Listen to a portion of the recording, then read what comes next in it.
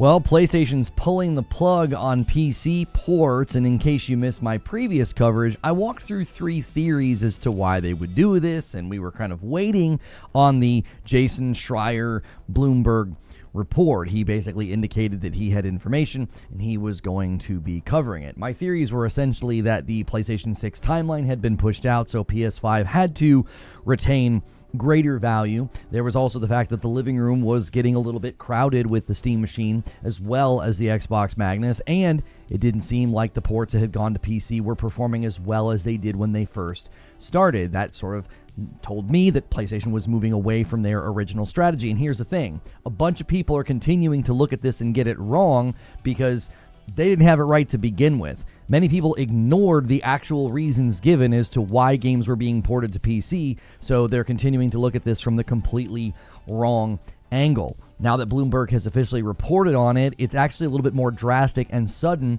than many of us thought it would be.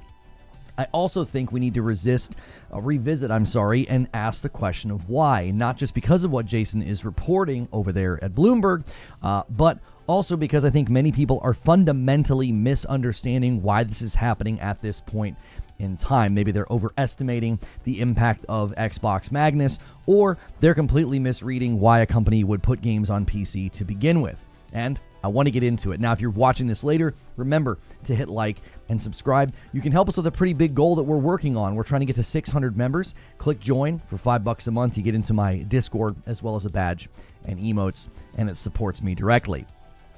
So first, we need to look at what Bloomberg is reporting before we go through a bit of a history lesson. So what did Jason Schreier say? He said, quote, Sony Group Corp no longer plans to release its big PlayStation 5 games on PC, a major shift in strategy that sees the video game maker returning to console exclusivity after 6 years of flirting with multi-platform releases, according to people familiar with the company's plans. But his report continued to point out that there will still be a divide between single-player tentpole titles as well as live service games. Here's what he said.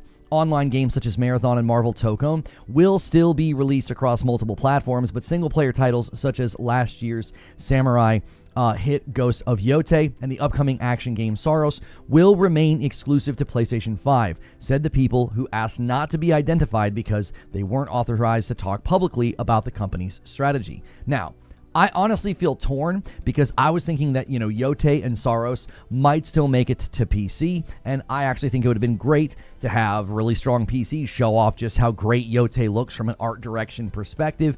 Also, it would have been a second chance for Housemarque to have their really brilliant rogue gameplay do well on PC. Returnal didn't get a great start. It kind of should have, I think, crushed it on PC, but it got a little hurt because it used the Epic Online store for co-op, and many people were essentially uninstalling and revolting and downvoting at day one. And I thought, well, let's get SAROS over there and give him another shot.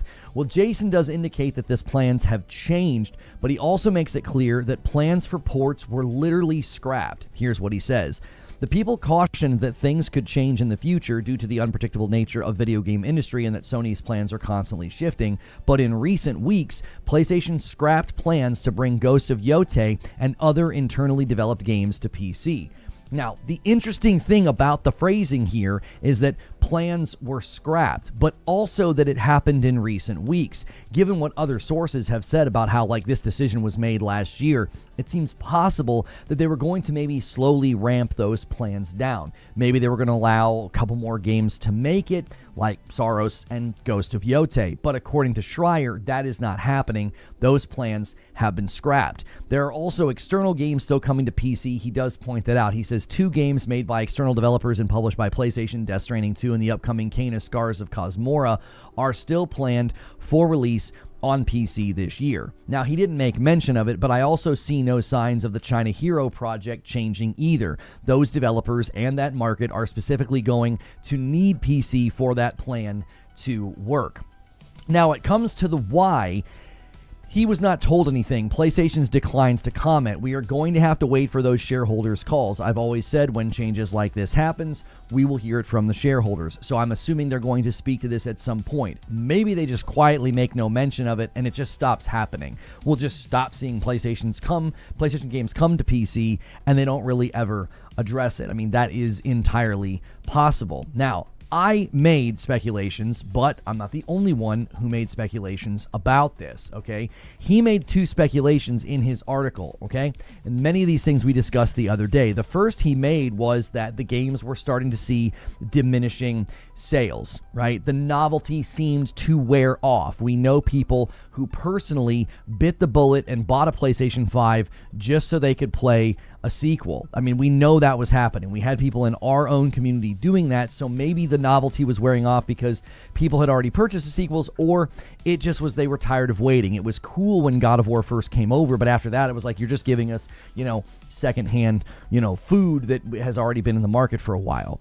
Now, the second theory he put out there was that Project Magnus and the Steam machine are playing a role.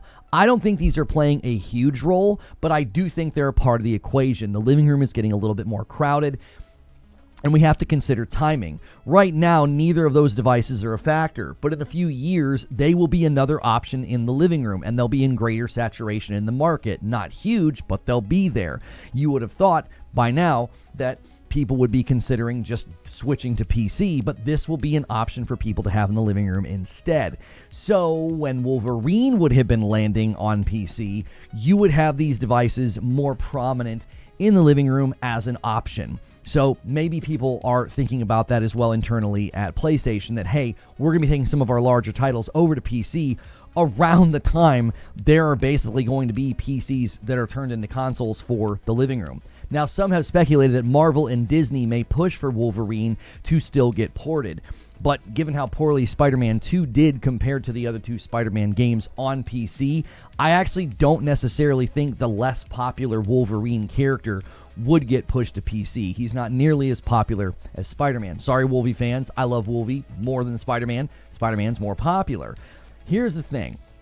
The real reason that this is happening continues to get lost on people. And I think the reason this continues to get lost on people is because nobody was listening to what they said when they initially had these plans to do this, okay?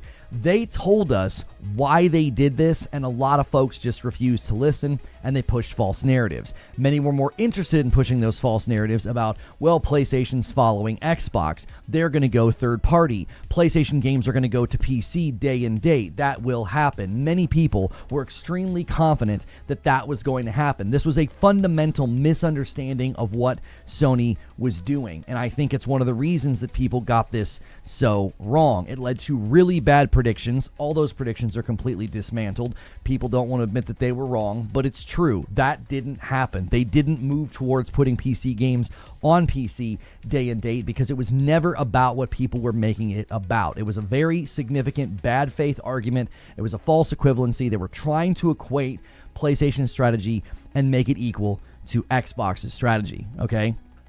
Now, all those arguments deserve to be criticized and ridiculed and dismantled because they were made in bad faith, and now all those arguments are penning people in. They're having to have even more bizarrely bad takes about this. This was never about making a bunch of extra money, and when people look at it through that lens, they continue to really miss the mark in the analysis on this. The timeline is so painfully simple. They were putting their tentpole single-player titles on PC in the hopes that people would come to PlayStation for sequels. This is what Herman Hulst said. This is the very beginning of the strategy. They were explaining it.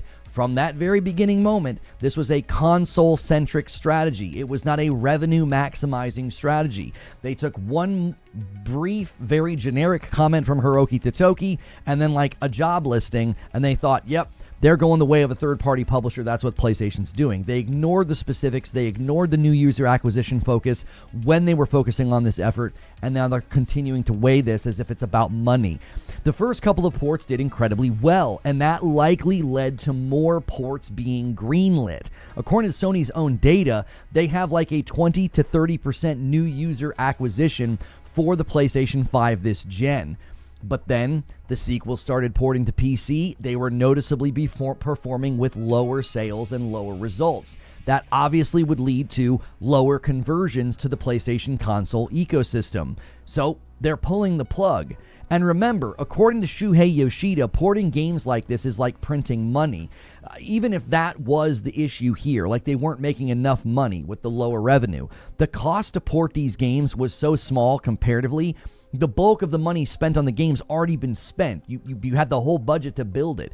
Getting it to be ported to PC is an incredibly small investment. Comparatively, recouping that, I think, is very easy. But again, people who didn't listen to Hulst on why they were doing this continued to push the idea that this was about making more money. It clearly wasn't. Or they would just keep doing it, especially now that we know Nixxes is helping Housemarque bring SAROS to the market. They could have easily used Nixxes to do parallel development to get games to PC faster. Thus, they would get more return.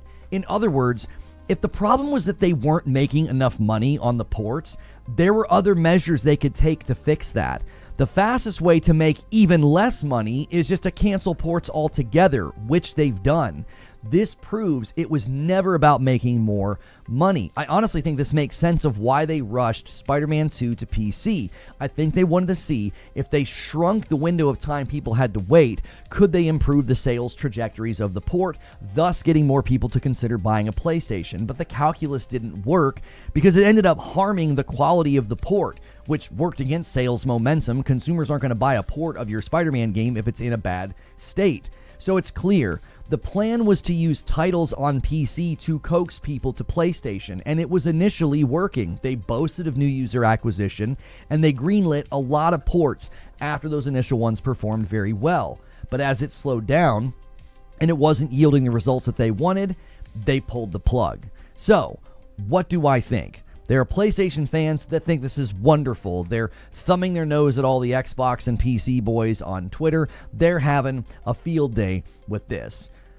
Honestly, I'm actually bummed about this. I liked seeing more people experience the games that I enjoyed. I regularly encouraged people to buy Ghost of Tsushima and Returnal on PC. I thought that's better for the studios. More people playing their games is a good thing. More people seeing that art direction sing on a really strong PC and getting those breakdowns from Digital Foundry, I thought that was great. It's good for the property. It's good for the studios. I really did enjoy seeing that happen. I liked the idea of really good PlayStation Studio games showing off their development chops on a huge platform like Steam. But if they feel like this is the better way to protect the brand, the platform, ultimately, as well as the games and the studios, then I guess that's what needs to happen. If that means more games from studios that I like, then great. But I can't help but feel this is a lost opportunity to just get more people to experience great games. But ultimately, if it's about the longevity and the sustainability of the business, the model, the studios, and the games that I love, I just have to accept that this is where they're going. But those are just my thoughts, and I'd love to hear your thoughts.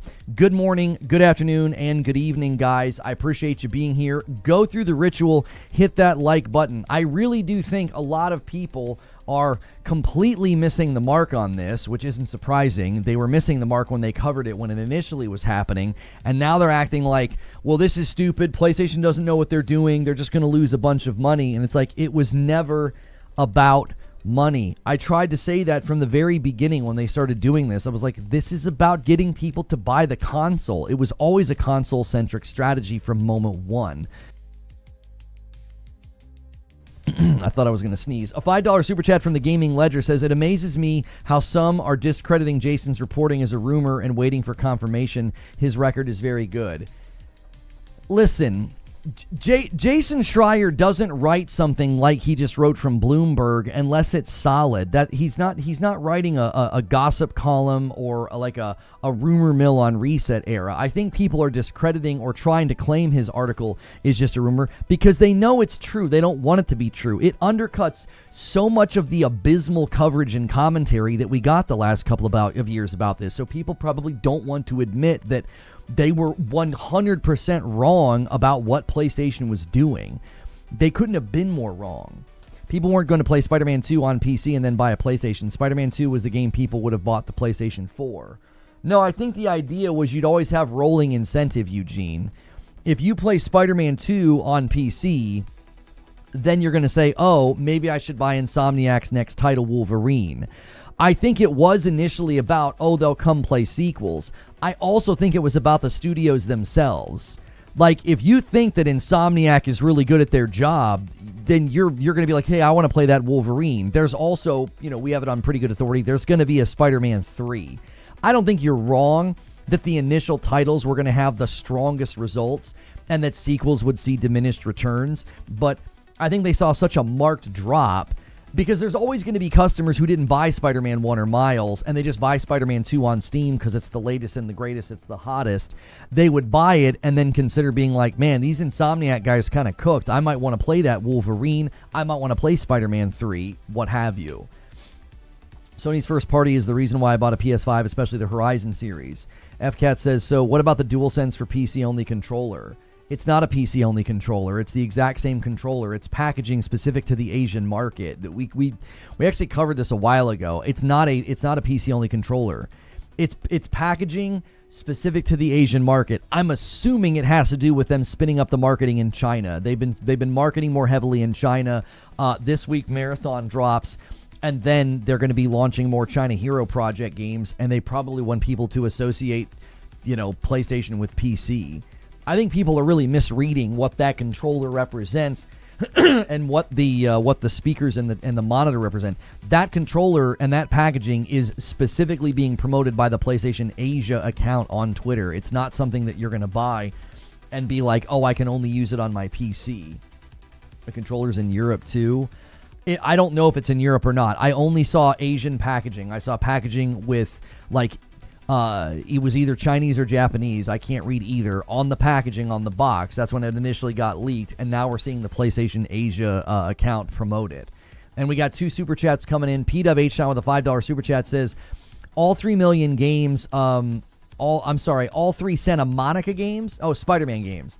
All 3 Spider-Man games haven't sold 5 million on PC combined. Sony sees the juice is not worth the squeeze. Broken Earth with a $5 super chat. I understand SAROS and Wolverine not coming to PC, but Yotei not coming to PC hurts. I was really excited for that. Oh yeah, I do have some people. I need to get some members going here. Anthony renewed his membership, and then a VIP renewal from Savage Sharkbite says, Han shot first, and so did I. Yeah, we'll count you as the Han shot first since you're the VIP. We're going to give you the extra credit there. Thank you so much. 260 on the week already. Does Sony define new user acquisition as buying the console and setting up a PSN account? I thought this was why they pushed PSN accounts on PC ports. No, they consider anybody who buys a PlayStation and didn't have one before as a new user. So they're not saying new user acquisition is people who made PSNs on PC. They specifically cited a report where it was like around 30% of the people who have purchased a PlayStation 5 did not have a PlayStation before. So, wait, so Sony selling PC games was a sign of weakness, and Sony not selling PC games is a sign of weakness. Yes, it's Schrodinger's weakness, Zubair. A VIP from Alapark, 43 months. A lot of us have also thought the PC ports were also to try and help get a better foothold in the Chinese market. I wonder if this means console adoption there has been stronger than expected. No, I don't think so. I think the China Hero Project is specifically targeting growth in the Chinese market because they're working specifically with Chinese developers. The stories they're going to tell, the language, the art style, all of that I think is going to help them grow in the Chinese market. I don't think porting Spider-Man to PC was ever definitively focused on China. Shuhei Yoshida spoke about this. That was the main reason they were doing it. There is English packaging. Oh, there is English packaging. I still don't think that controller means anything, y'all. I know people are going to try and contort everything like a pretzel into meaning that the PC stuff's still happening. I mean, these people went crazy over a job posting, and we had to listen to the insufferable nonsense for a week about it. I don't think that controller means anything, y'all. It doesn't. They clearly have an effort to get people to play their games on PC, like Marathon, the China Hero Project. We also know that there's the Kena game coming that they're publishing. We know Death Stranding 2 is about to land. They are publishing that as well, I believe. $20 from 78 Inc. US Gaming. He says, I wonder if Sony will issue an official statement confirming this. Also, would Sony eventually remove the multiplayer titles? No. It seems illogical to remove single-player titles while keeping multiplayer available on PC. I don't think it's illogical at all. If you look at the actual logic of what you're trying to get from a live service game, I think you're looking at this from the wrong end of the telescope. If you want a live service game to be successful, you have to have as many players as possible. Secondly, they're not pulling games off of PC, right? they're not pulling games off of PC. They're just no longer going to send them over there. What did Doc Dark say? Doc's in the chat. He says, Lono, please tell me I don't have to use the freaking PS5. I love Sony PC games. How reliable is the game that spilled these lies? How reliable is the guy? Doc, Jason Schreier has I think his track record is perfect at this point. If he takes the time to publish an article, what he is being told is accurate. I mean, there were so many insiders that broke this first. I mean, Nate the Hate spoke about it. Sneaker SO spoke about it. I mean, there was an awful lot of corroboration. And even Schreier came out and said, he was like, yeah. And John Linneman of Digital Foundry is not prone to rumor mill anything. And even he is the one that set this whole thing off. He's like, I get the inkling they're moving away from PC. John Linneman, have you ever watched Digital Foundry? He doesn't do drama, rumor, anything. He's a very straightforward, very facts-based guy. And Linneman was just like, I get the feeling they're moving away. I think he was already hearing rumblings from his contacts at PlayStation that they were moving away from doing this.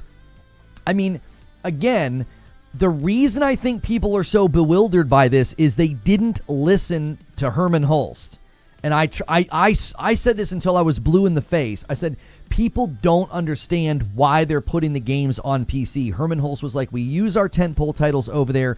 It was when he said, we have a dual strategy. Live service games go day and date. Herman Hulst went on to say that the tentpole titles go later, and they hope that those titles can coax somebody to buy a PlayStation for a sequel. It was never about, oh, we need to make more money. Our games don't make enough money. Let's sell them on PC. They certainly liked the increase in revenue, but even when they were tracking it, it amounted to such a small percentage of their annual revenue. It wasn't about the revenue. You're not going to do that to your brand and your tentpole titles, your ambassador games, for single percentage points on revenue. You're not going to do that. You said it to your purple in the face. What's good, Purple Haze?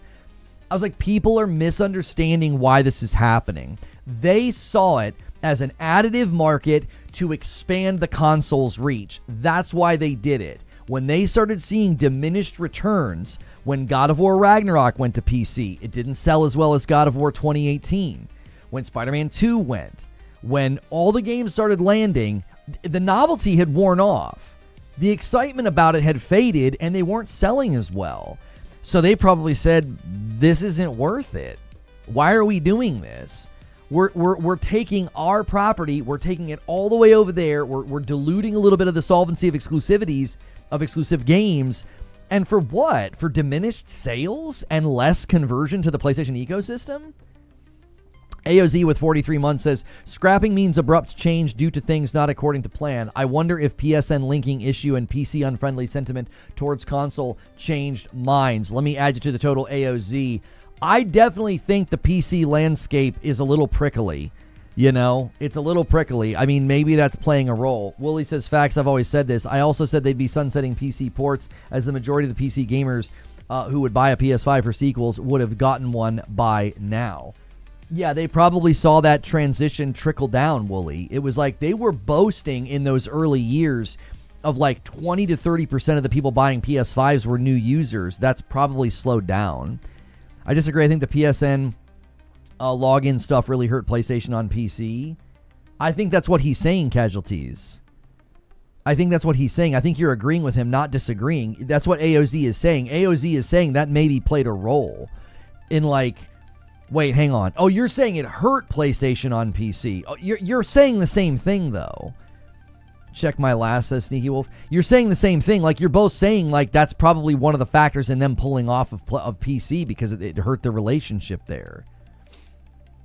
Well, no, I'm not going to lie. I kind of saw this coming when the PC community kept complaining about having to sign into PSN accounts to play. They wanted the data. Probably one of many reasons. I mean, that's possible, too. They had secondary goals on PC. One of the goals was, we'll get people to buy PlayStations. A secondary goal was, we want their data. Data's valuable. We'll get them to log into PSN. And the Helldivers 2 situation caused a big hullabaloo about it, and then they stopped requiring it. Once they stopped requiring it, there's somebody at PlayStation somewhere that was probably not happy about that. They were like, hey, we were getting good data. Why are we not going to require PSN logins anymore? I always said that it was dumb because I said if you're going to require people to log into PSN for single-player games, it was inconsistent and it was confusing. They were going to require it for Helldivers. It wasn't on for 3 months because they had all the server problems, and it was a way to get past authentication like bottlenecks. So they turned it off. Then they try to turn it on. It causes a huge ruckus. They have to walk it back from Helldivers. Then, with Ghost of Tsushima, they were only going to require it for Legends. Then they were going to require it for, like, their next single-player game. Was it God of War? I can't remember which one was next. Ragnarok or something? And I was like, this is asinine. What are you guys doing? It doesn't make any sense. It doesn't make any sense. So, Tokone requires it. I mean, online games do this. That's not unique to PlayStation. I get that people don't like it, but online games in Steam do this pretty much universally. You have to make an account with the person who made the game. That's just the nature of it. They want your data. They want to know what you're doing and how much you're spending and how long you're playing. That's a really great way to get all that information, is to have you make an account with them. I also think that played a role in getting people to come over to PlayStation. They probably crunched the numbers and they know if we get 1 million people in a year on PC to make a PSN, out of those 1 million, there's a percentage that are now more likely to buy a PlayStation because they've got their trophies, their achievements, they've got their accounts. Now they're more likely to buy a PlayStation because we just kind of grease the wheels a little bit, if that makes sense. PlayStation doesn't care anymore. PlayStation will do it for Marvel. We'll do what for Marvel? Yeah, there are people that think Wolverine's still going to go to PC. They think Disney will force the issue. I'm like, I don't think Disney's going to force the issue with Wolverine. Spider-Man is a far more popular character, and Spider-Man 2 did not sell that great on PC comparatively to like the other PlayStation ports. I can't see them forcing the issue with Wolverine. Like, Wolverine's not as popular as Spidey, y'all. You have to know that, especially globally. GG says that is such a crap strategy. What strategy are you saying is bad? I'm not sure what you're responding to. They help with SAROS, but who knows after that? Yes, there are also people, I'm sorry, expressing concern for Nixus. Like, oh no, what's going to happen to Nixus? That's blasphemy. It can't be blasphemy if it's facts. I'm sorry to tell you, Spider-Man is infinitely more popular than Wolverine. I like Wolverine more, but he doesn't even come close. Wolvie's not even top 3 globally. He isn't. Your top 3 globally are like Spider-Man, then Superman, then Batman. We're not going to have the popular hero discussion again. It hurts my brain. People can't believe that Spidey's the most popular. He is the most popular, like globally. Just look.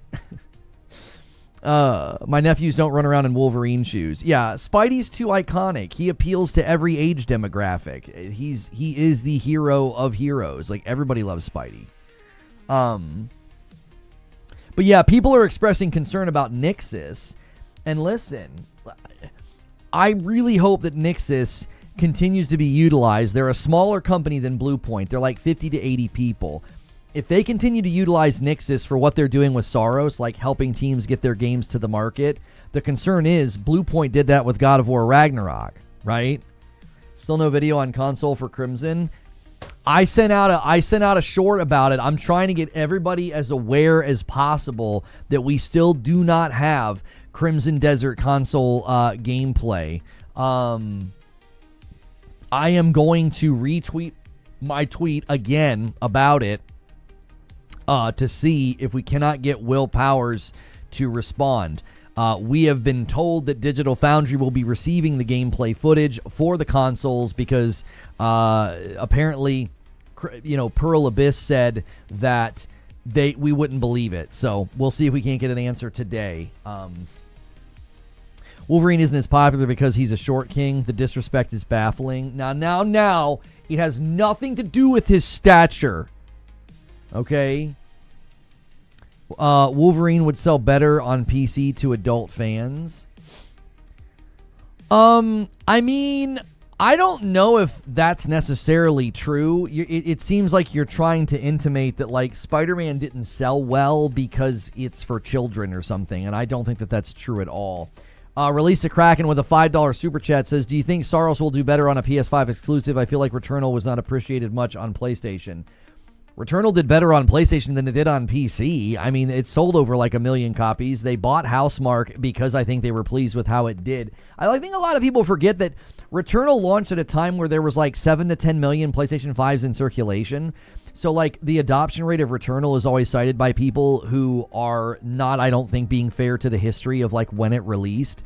I think it did fine. Apparently, it did so fine that they bought the studio and greenlit a spiritual sequel. So I don't think it went over to PC and like made a splash either, unfortunately. I actually thought Returnal was going to crush it on PC. The PC boys are a weird breed, man. They're weird. They love rogues, and one of the best rogues ever made, they like barely touched it. I was very kind of shocked. With Logan and Deadpool versus Wolverine, he's become more popular, not because Spidey is only for children, but Wolverine M-rated. I mean, I think there's probably a level of truth to what you're saying, that like an M-rated hero game might have performed better on PC than a Spider-Man game. It doesn't really matter, though. They're not doing it anymore, so what difference does it make? I mean, I don't think Marvel's going to push the issue. Lono, please hear me. Returnal is too hard to run compared to most rogues. Too hard to run? What do you mean? Oh, you mean like the rogues that people enjoy aren't as demanding, so they run on mid-level rigs? Is that what you think that's what the issue is? This guy says, shut up, you're bum, stay on console, Devil May Cry. Who are you even arguing with? It's my main rogue on PC, I love it. Correct, okay. I never considered the fact that like the mid-level trend of like PC power, I never considered that played a role in Returnal not doing as well. I don't know. Scary Harry says, okay.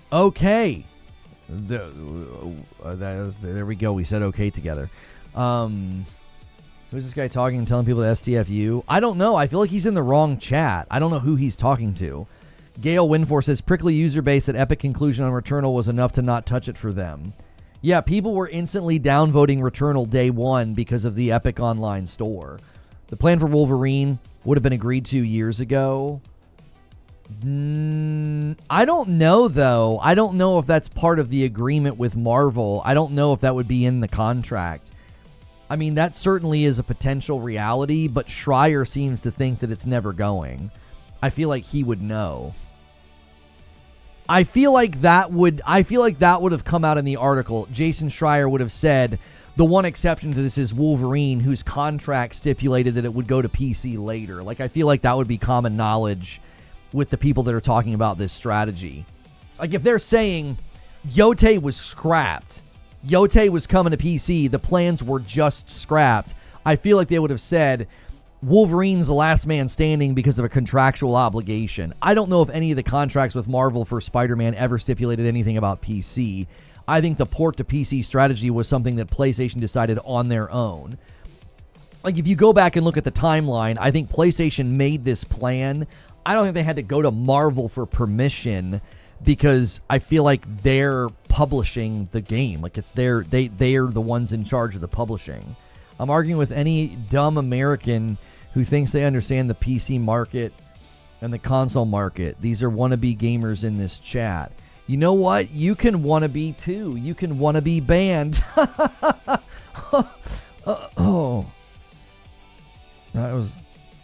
That joke hurt me. That was a painful one. PvP gaming is being ruined by PC gamers right now, says Juby the Ville. All the balancing in Battlefield 6 and all the games that release with cross-play on by default. Sony sees the trash the PC gamers bring. Crashing out. Yeah, that guy was crashing out. He was angry. I was like, oh my gosh.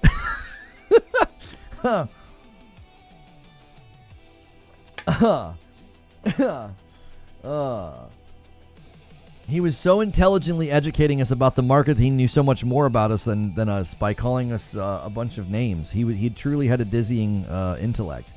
Lone, I got the PS5 Pro yesterday, and it's amazing. There's a difference. There is a difference. So happy with my purchase. I'm glad you're enjoying it, man. I don't argue with anybody. I just replied that some PC players being mad that Sony won't bring any single-player games to PC anymore. Oh, yeah, they're mad. I tell you who's mad are all the people that said, yeah, PlayStation's going to go day and date on PC. It's going to happen. Mark it. People were making that prediction left and right. They literally said that this is the beginning. They would make really, really bad faith arguments saying this was equivalent to what Xbox had done. And those people are real mad because it's just one more prediction in a long line of predictions that hasn't come true. I mean, how many times did we have to sit here and listen to people saying, well, this is where the industry's going. There won't be exclusives anymore. Exclusives are archaic. And Nintendo and PlayStation are like, man, shut the frick up. like, it's like, what are you talking about? It also drove me crazy that every time in the argument you would invoke Nintendo, they'd be like, Nintendo doesn't count. I'm like, I'm sorry, my mistake. The literal leader in the market doesn't count. That makes perfectly good sense. If this is where the industry's going, the market leader is somehow leading by not going where the industry is going. What a stupendous amount of logic there is to that. Like, it was so frustrating. It was like, what are y'all even talking about? And then it was, oh, Nintendo doesn't count. Well, guess what? Now we can say that both PlayStation and Nintendo are still doing exclusives. So, narrative dead. Along with the other narratives, there's a graveyard of false narratives that are just dead. On the ground, done, cooked. It's like, what else do you guys got? You going to predict that the sun's going to become the moon tomorrow? Like, do you have any other really, really brilliant predictions about the future to bestow on all of us? It was so tiring. They probably former Xbox fans that are now on PC. I don't know about Resident Evil 9. I'm liking the gameplay, but the story is meh. Yeah, I'm not going to get into that with you. I don't want to spoil it for anybody. I'm enjoying it. I don't have any issues with story. Nintendo only counts when the Switch 2 outsells the PS5 in Japan. That's right. Oh, man. Feet on Land says, and now that this is where the industry's going, guys are begging Xbox to go back to exclusivity, make it make sense. I can make it make sense for you. It was never their genuine position. They didn't believe it or think it. They only said it because Xbox said it. You guys have got to understand that.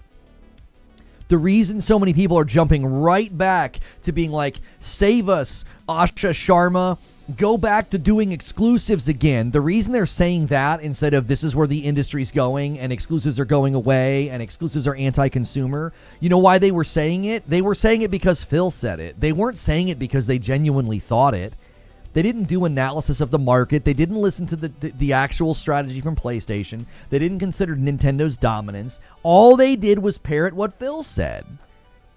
It wasn't a genuine position. It's why it drove me crazy. It was like, you don't think this. You didn't think this 6 months ago. You only think it now because Phil said it.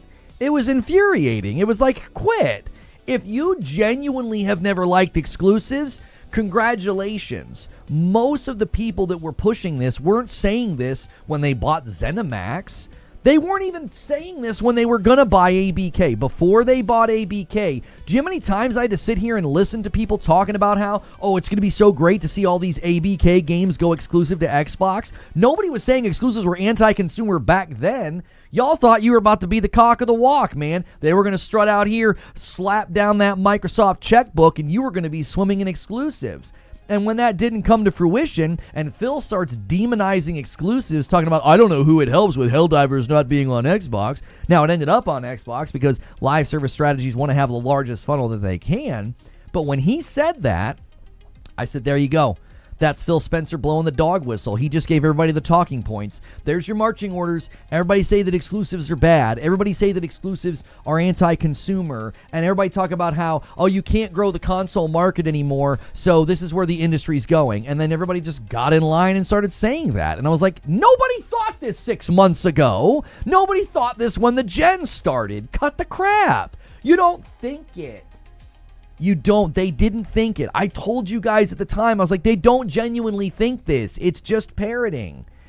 Doc Dark says, sorry I was working, but if you're going to count Nintendo as an example, then you have to say that Nintendo has exclusivity for everything to include their multiplayer. So yes, Nintendo is different. So you're saying because their multiplayer games are exclusive, that makes them different? I mean, I would say that they are different in that regard. They don't seem to think that the live service dollar is worth chasing, Doc. Even their multiplayer games, it doesn't really strike me as like their super big time goal is to have a bunch of successful live service games. Like, I feel like Splatoon was almost a happy accident for them. That wasn't something that they like did by design. They were like, we're going to have a really successful live service game called Splatoon. I also think they just have so much strength in their IP with like Pokemon and stuff. They just don't feel the need to chase the live service dollar. Like, you know what I'm saying? Holy goalpost move. Who's moving goalpost? Me or somebody else? I don't think Nintendo is the same as PlayStation. What I'm saying is that both Nintendo and PlayStation value exclusivity. Right? You lost, Doc. It's over. I think Doc's just signifying that Nintendo is different, but I don't necessarily think, no offense to you, Doc, I don't think that's all that profound. Yes, Nintendo is still different than PlayStation. We could argue how they're different with respect to their hardware. Mark Cerny is charting a very different course for hardware for PlayStation with the Project Amethyst AMD deal, and that's going to directly impact the types of games that you get from PlayStation. Nintendo's not charting that course. So yes, I think it's like a little obvious that Nintendo and PlayStation are different. In the realm of exclusivity, they both definitively prove that the industry isn't moving away from exclusives. That's what always bugged me in the conversation. People are like, well, you can't count Nintendo. Why not? Why doesn't Nintendo count in the conversation? The other reason it was frustrating is PlayStation still clearly valued exclusivity because they would make you wait 2, sometimes 3 years for a game to come to PC. They weren't completely eroding the idea of an exclusive. That was always, again, a false equivalency. People were like, yep, PlayStation's doing the same thing Xbox is doing. I'm like, the last I checked, they're not sending their big tentpole titles to PC day and date. Oh, and can we stop? Please, can we stop with the empty garbage platitude that PlayStation's in trouble and all they're doing is chasing live service? Because the last I checked, Wolverine isn't live service, SAROS isn't live service, Phantom Blade 0 isn't live service, Death Stranding 2 wasn't live service, Ghost of Yotei isn't live service. Jiminy Christmas. I shut videos off now the minute they get on that tirade. I'm like, oh my gosh, like PlayStation's in trouble. They're making huge mistakes. They don't know what they're doing. Record MAU. The console's on pace with the PS4 without a price drop. And they continue to deliver amazing single-player titles, either through their own publishing efforts or through the studios that they own. But we got to keep listening to these diatribes about how like PlayStation's in trouble and all they're doing is live service. I'm like, yeah, you're right. Ghost of Yotei, Death Stranding 2, SAROS, Phantom Blade 0, and Wolverine. What a terrible barrage of live service games that are bad. Gee, they're still doing the big single-player titles. I get so tired of hearing that. It's like, yep, they screwed up with Concord. Exactly. They shouldn't have had Blue Point working on a God of War live service game. You are correct. That doesn't mean the entire brand is going to hell in a handbasket and isn't still delivering great single-player games. Doing a bad job of dispelling the pony accusations. I'm just being accurate. I don't care if you call me a pony.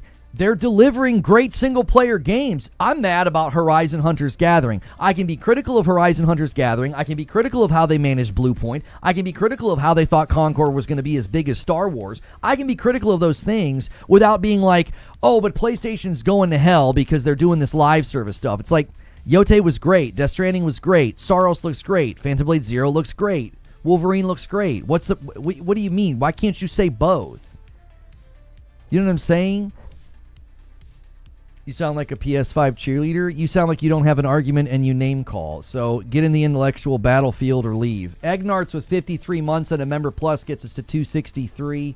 And Kilted Heathen with 7 months says waits for Sony to do something with Infamous.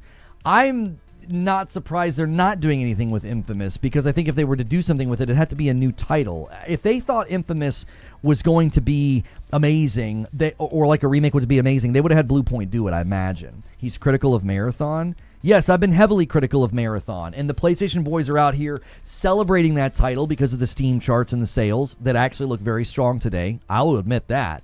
That thing surged quite a bit. I'm very curious what the player numbers look like over the weekend, because it's a lot stronger than I expected. It just keeps climbing the sales charts, and the PlayStation boys are thrilled. I'm still very critical of Marathon. Why would they announce Death Stranding going to PC during the state of play? Sony's confusing me, or is this insider guy wrong? No, because Death Stranding is not a first-party PlayStation studio, Doc. It's a Kojima title, and they're keeping the same pattern with Death Stranding 2 that they kept with Death Stranding 1. Death Stranding 2 is going to PC the exact same time frame that Death Stranding 1 went to PC. I think they're just doing what they do with Kojima. They're being very friendly with Kojima. It's Kojima Production Studios' game. Kojima wants the game on PC, so they let it go, what is it, like 8 months later or whatever. So, like, I don't think that signals any oddities here. I know, Doc, I know. You're scrounging for a video. I know. You got that controller, and you got Death Stranding 2. I mean, you can try. You can try, Doc. I don't think it's very compelling, because they don't own Death Stranding. It's not their game. It's the Kojima's game. They don't own the studio. It's a completely different scenario. Bloomberg is reporting very specifically their big single-player first-party games, those tentpole games from Insomniac, Housemarque, all of those, right? Those are no longer going to be going to PC. You're still going to see publishing efforts on PC from PlayStation. Kena Bridge of Spirits is going, to Kena Bridge of Spirits is going, and the China Hero project, those are also going to go to PC. Phantom Blade Zero, I don't know if it's a timed exclusive or not, Old Dad Gamer. I'm not actually sure how it's going to work. $2 from the Gaming Ledger. Who are the top 3 comic book villains? I don't know. That's completely... you're going to change the subject really bad on us. I don't want to have that discussion.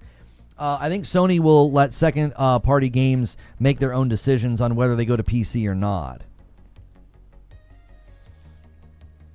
Well, here's the thing. PlayStation is making an internal decision about their games and their studios. That's how I read this. The way that Jason Schreier reported it, this is an internal decision at PlayStation. I don't think this has anything to do with their efforts with second and third party deals. I don't think they're going to do anything with that. The China market is vastly different. The China Hero project is a very, very distinct strategy. They're not going to mess with that anytime soon. They just cracked the seal on marketing in China. Hidden Siri with a $5 super chat tip. People used to know the difference between first, second, and third party before Microsoft poisoned the well. Nick says, why keep up bringing Death Stranding? If Yotei goes to PC, then we can start questioning Schreier's reliability, but Death Stranding was never mentioned in the article. This is true. Hidden Siri with the 5 bomb says, what are we doing, boys? We got to get on pace. And he bumps it to 269. True SSJ Havoc says, I keep asking the same question. Why do Xbox dudes think that PlayStation will die when over the last 5 years the revenue built from PC was only $1.5 billion out of a massive $136 billion from their division? I'll tell you why. They don't care. The people that you're talking about, True SSJ, they don't care about facts. I shut a video off this morning because 2 minutes in, it was just a bunch of empty platitudes about how PlayStation is stupid. They don't know what they're doing. They've lost the plot. This is going to lead to their downfall. Then I shut it off. I was like, this is so uninformed and ignorant. You haven't listened to a single thing they've said in any of their earnings calls. You've not looked at a single element of the business angle, and yet you're trying to commentate on their business. It's infuriating. It's like, don't commentate on their business solvency and the trajectory that they have in the market when you're not even listening to the earnings calls, looking at the books, and how much money they even made on PC. You're also completely ignoring why they brought games to PC to begin with. This is why I always said, if you don't listen to what they're saying, and then you try to commentate on what they're doing, you make egregious mistakes, like saying, oh, they're going to go day and date. Oh, they're turning into third party. Oh, this is all about making more money. Wrong. Just a strikeout. 3 strikes, you're out. Horrible predictions. Absolute abysmal read of what they said and what they were doing. Just go back to the dugout and get a new bat. Bears champion with 24 months, getting us to 270. And a 10 bomb comes in from Rissick. I didn't see it. I had to scroll up to see chat. Rissick's got us 20 away from the next milestone. Can you read Perfect Image last comment too? I don't see Perfect Image in chat. Chat's moving really fast. Can he just, if he says something again, I can click on his name and see his chat history. I swore I just saw him. Eugene says, no more time wasted porting the PC. No more time wasted thinking about how something translates to PC. This should help reduce dev time on new releases. Yeah, I don't know if that's going to have an impact or not, Eugene. I remember the Santa Monica developers saying that porting God of War 2018 to PC, it helped them change their pipelines. And a 20 bomb comes in from Neo Reaper and gets us to 300. I owe YouTube, I think I owe you guys 5. I'm just gonna do it at this point. I owe you guys 5, and I'll do a double dip today. If you guys get YouTube's count, see how it says 42? If you guys get YouTube's count all the way to 100, I'll do another one. Here we go. Here's my 5 bomb that I owe YouTube. Let's do it. Phantom Blade is literally on Steam. I checked. No, George, I think when he was asking about timed exclusivity, I think he was asking, is it timed console exclusivity? Phantom Blade 0 has been a multi-plat release since it was initially announced. PlayStation's not even publishing it. I thought they were publishing it. They're not. If I was on a quiz show, I'd have lost. If they asked that question, I'd have been like, I'd been like, yeah, PlayStation's publishing Phantom Blade 0. They'd have been like, incorrect. Like, they're not. I actually thought they were. That 20 was great, but you lost Perfect Image's comment. Dadgummit, hang on. I can't see him talking in chat. I'm not kidding you. I'm looking in chat. I don't see Perfect Image's name anywhere. Isn't his name in all... Oh, there he is. Okay, hang on. William Aguilar, an advocate of new CEO for backing off PC. I read that yesterday. I already saw that tweet. Yeah, he advocated for Nishino to take over, I think. Yeah. Yeah, we read that tweet yesterday. That was just William's opinion on who should become the CEO. He had been advocating for that for a while, I believe. Stellar Blade 2 will also be on PC because Sony doesn't own Shift Up. Yeah. Yeah, I mean... Listen, after Stellar Blade's performance on PC, the way that it sold so quickly, I don't think Stellar Blade has surpassed PlayStation sales yet. And Risic with the 10 bomb, we have got a bit of a back and forth today. Risic and Neo Reaper now tied for most gifteds on the day. We'll see if anybody else wants to join the fight. You purple? You purple? Hello? Twitch? Sony Asia Twitter posted a PC-ready DualSense controller update for what it's worth. Yeah, that's old news. That packaging showed up about a month or two ago. I don't think it means anything. It's just a DualSense controller. I think they just know there are people that will go to buy a controller, and they'll see that and be like, oh, I can use this on my PC. Risic with another one says, oh, I'm in the lead now. Risic with 21 to Neo Reaper's 1. And D-Tom with 54 months and a VIP. And a 10 bomb comes in from Neo Reaper. Neo Reaper takes the lead, 30 on the day to Risic's 21. Exactly, Lono. Stellar Blade sold faster on PC, yet not more than PS5. Yeah. Yeah. And Kardak Ren drops a 10 bomb for Twitch. There it is. Twitch is like, we need to get in the fight, boys. The game and the Mighty Heaps skit, perfect combination. I've not seen that one just yet. Neo comes in saying, you were saying, that's right. We have competition. We have a competition brewing between Risic and Neo Reaper. It's good to see. And then everybody's spamming farty bombs because that's what my son calls a 50 bomb. We'll see if that happens today or not. Thank you, boys, for being here. If you can't do a membership, hit the like button. And Risic drops a 20 bomb and surges ahead. Holy mackerel. What is that? 41 to 30. It's now 41 to 30, and a 44 month from Talica comes in. These boys are going to beat each other up today. Got to get on the board. What's good, Jay? How are you? Oh, my gosh. Oh, the Stellar Blade skit. Yeah. Twitch is a mere 75 behind. This is correct. Sony needs the data from PC and they couldn't get it. I think that's a factor, Perfect Image. We were talking about that a little bit ago. If you guys are just tuning in, we're talking about PlayStation PC ports and why they're moving away. And a 50 bomb comes in from Neo Reaper. Jiminy Christmas. Come on. How do I even keep track now? What is that? That's 80. It's 80 to 41. 80 to 41. Neo Reaper now leads 80 to Rissix 41. Twitch always loses. Genk says I'm calling a mercy. You guys just have to learn how to summon pork pie. Pork pie can save Twitch's bacon.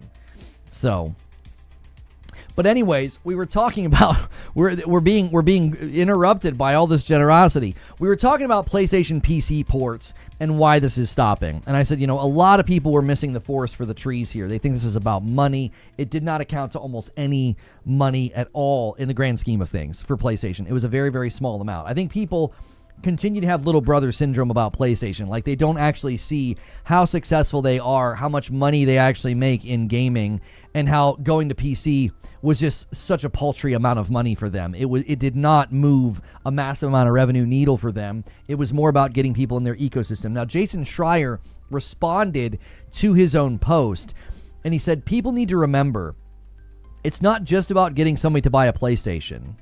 It's that once they buy the PlayStation makes money off everything that person does. If they buy a game, there's a 30% scrape. If they buy a microtransaction, there's a 30% scrape. And that's worth way more than selling a game one time to somebody on Steam. Gandalf with 44 months and a member plus gets us to 404. Thank you so much, Mr. Gandalf. Marathon Day, keep up the great streams. For what it's worth, Xbox Brett renewed last night at 9:30, so you need to count his too. I mean, I'll add it. I typically don't do that. You have to come in and celebrate during the stream. I'm not going to make the habit of doing that where people can just come in and say they renewed. You got to celebrate it in the chat for me to add it. I just added it. I'll do it this time, but I'm not going to make a habit out of doing that. Yo, it's good feed. I see you in the chat. 5 bomb?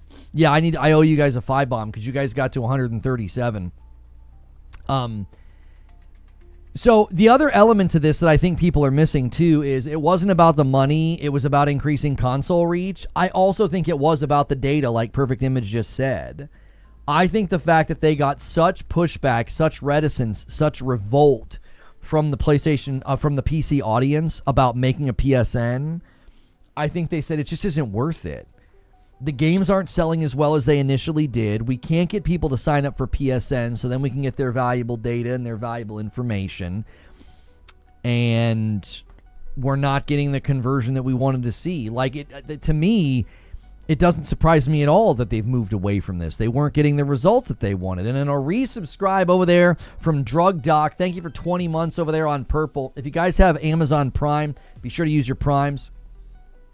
Lush says they're still missing 20 to 40 million players on the PS4. 20 to 30? Quick question. Do we know Sony's reason, so who's to blame? Because as mentioned, they were looking at the PC community to potentially get a PS5. Well, I think they were getting initial conversions. Yo, Brett comes in with 37 months. Well, here to celebrate my measurement so you know it's real. It's not that I question it's not real. I just don't want to have people coming in and doing that. Like, hey, I renewed last night. Can you add me? Just come to chat and celebrate it. So that way I can add it. Zubair says, I think PC players who were going to buy a console also already did. I think that's really, really good insight, Zubair. Somebody said that earlier. Was it Purple Haze? Who was it? Somebody said that earlier and said that maybe it was Nick. Somebody in chat said anybody that was going to buy a PlayStation this gen who also games on PC, they probably have already made that decision. Like, you're just going to see that taper off. I think that's totally normal.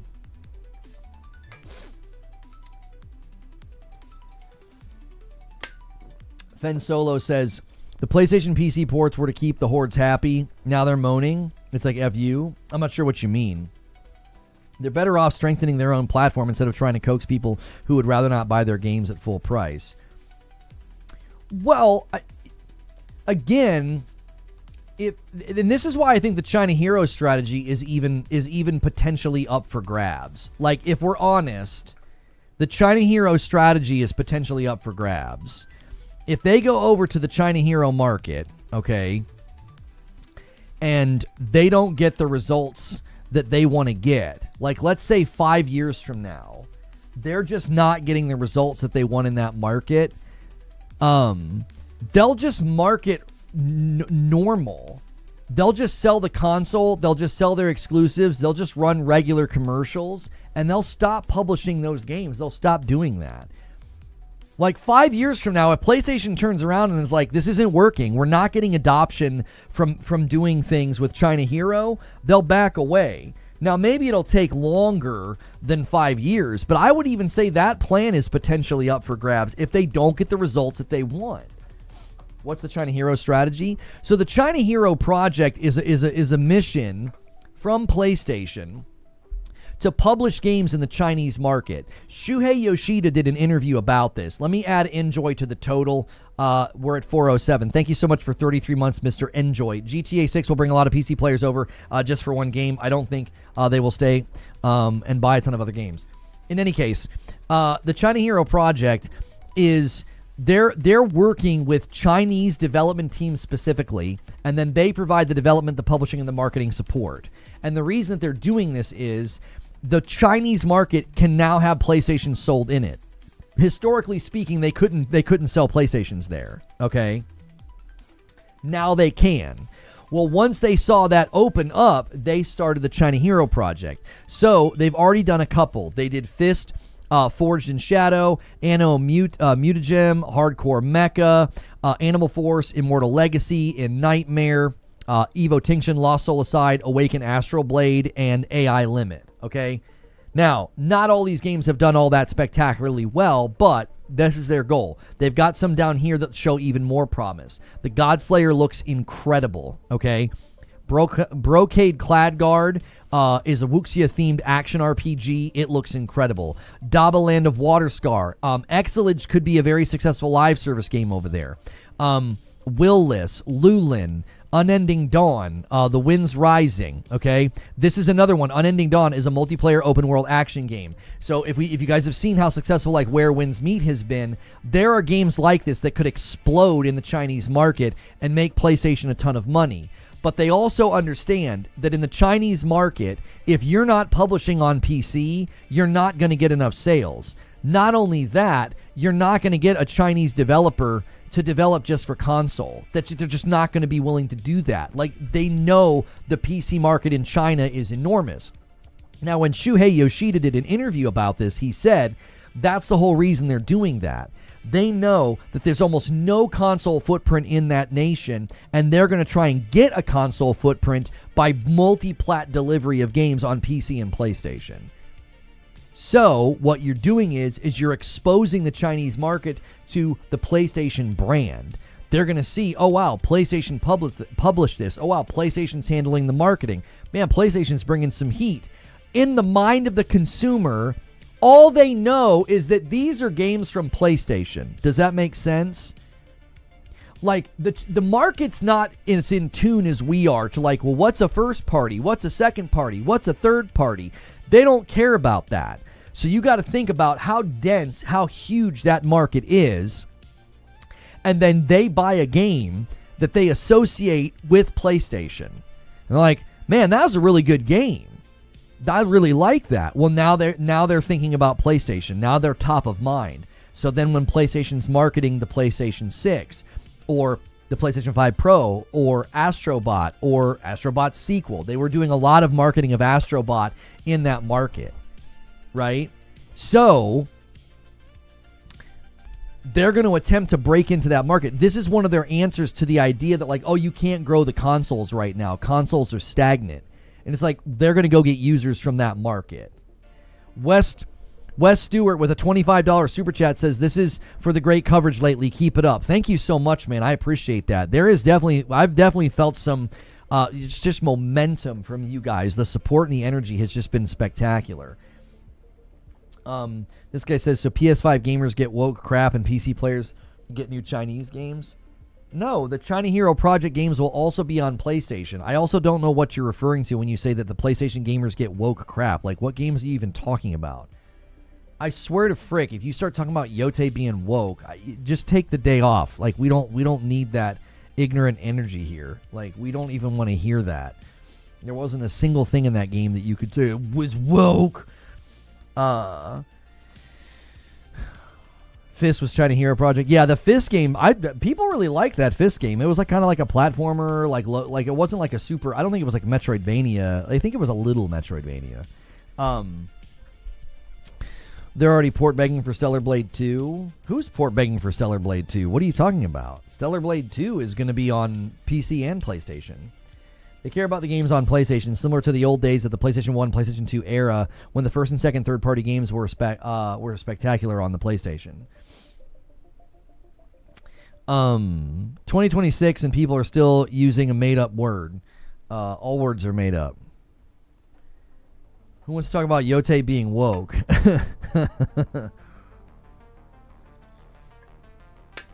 Yeah, I don't know. I feel like we've gotten great games this gen, and the China Hero Project games will also be on PlayStation. They're multi-plat releases. So, I knew it would limit it anyway. A $10 super chat from 78 Inc. Us Gaming. I'm just going to call you Inc. 78 Inc. 78 Inc. with a $10 super chat. Sony should still port titles after a year or two. Take that cash and build more excellent games. Plus, Nixxes has made phenomenal ports. It would be crazy to see them scrap Nixxes after 5 years. I don't know if Nixxes is in trouble because Nixxes is helping with SAROS come to the market. Nixxes is also smaller than Bluepoint. At one level, I don't disagree with you, 78 Inc. I told people this morning in my show open, I'm bummed. I wanted to see Yotei on PC, and I wanted to see SAROS on PC. So, Yotei could have looked incredible on PC, and I wanted SAROS to have, I wanted Housemarque to have another shot at the PC market. I really, really did. I wanted them to have one more shot. Because at some level, I feel like Returnal kind of got a little bit robbed. I don't know. I was hoping they would get one more shot at that market. So I'm bummed. It did not bother me at all that games went to PC. I remember telling people that were like happy if a PlayStation game went to PC. They were like happy if it ran poorly. I thought that was stupid. That's such weird energy. Why would you hope a game does poorly over there? I don't know. Ristic says, why can't they use them to make a PC game? That would be very cool. Well, Ristic, this was thrown out the other day, and I don't think it's a bad theory. What if Nixxes starts to work in the other direction? Nixxes could start to be leveraged by PlayStation as a second and third party support studio so that situations like Black Myth Wukong don't happen anymore. Like, Nixxes is already helping with SAROS, right? Well, couldn't Nixxes step in with the third party studio and say, hey, we want this game to sing on the PlayStation. We want the PlayStation 5 Pro enhancements to be really good. Nixxes could start to work in the other direction and basically help third party games come to PlayStation in a better state. There is still need for Nixxes' institutional expertise. Yeah, there's a big difference between Nixxes and Bluepoint. Nixxes is a particular set of skills that are still valuable, and if you're only really known for remakes, and the remake you wanted to do gets, said no to, and you're trying to do a new game, and the new game's not something that PlayStation was confident in, Nixxes can go in the other direction. Nixxes can help bring games to PlayStation. Because listen, how many times have we seen this? Like, scrappy little awesome title. Listen, if I was PlayStation, this is what I would do. I would look at anything that goes viral on Steam, and I'd pick up the phone and be like, hey, we'd love for Nixxes to help you bring your viral game over to PlayStation. Like, some of the games that go viral wouldn't be conducive to PlayStation. Like some of the games that go crazy, like Repo and Schedule 1. Those may or may not have done as well on PlayStation, but that's certainly something that I would be considering. If a game explodes on PC and does really, really well, and everybody's raving about it, and it doesn't have a console release, I pick up the phone and be like, hey, we've got a studio that can assist here. We'll shoulder some of the marketing, we'll pay for the publishing, and we'll have Nixxes help you bring the game to PlayStation. We don't need PC games. I mean, listen, man, money's money, brother. PlayStation's going to look at some of those games and say, hey, we can get a 30% scrape on that. Let's bring that game over here. Also, when you've got games like, Dragon's Dogma 2 and Crimson Desert, that for all intents and purposes, it looks like Crimson Desert, we're being told it runs incredible on console, and yet no one will show us. Megabonk, Mugenics, Repo, games like that, yes, that's exactly what I would do. PlayStation has 135 active gamers. Yeah, their monthly active user numbers is just continuing to go up because they're growing the platform. We will let you borrow Nixus for a 6-month exclusive versus Nintendo and the Xbox store on PC. Right? That's what I'm saying. Port begging again, Kappa. I'm a proud port beggar when it comes to that situation. I don't know why people think that's like an insult. $2 super chat. I know you're kidding around. The Gaming Ledger with $2. They're marketing the DualSense 2 features for the Death Stranding 2 PC. Yeah, I think that controller makes perfectly good sense because they want people to enjoy all those features that they put in there. So they have a controller package with PC.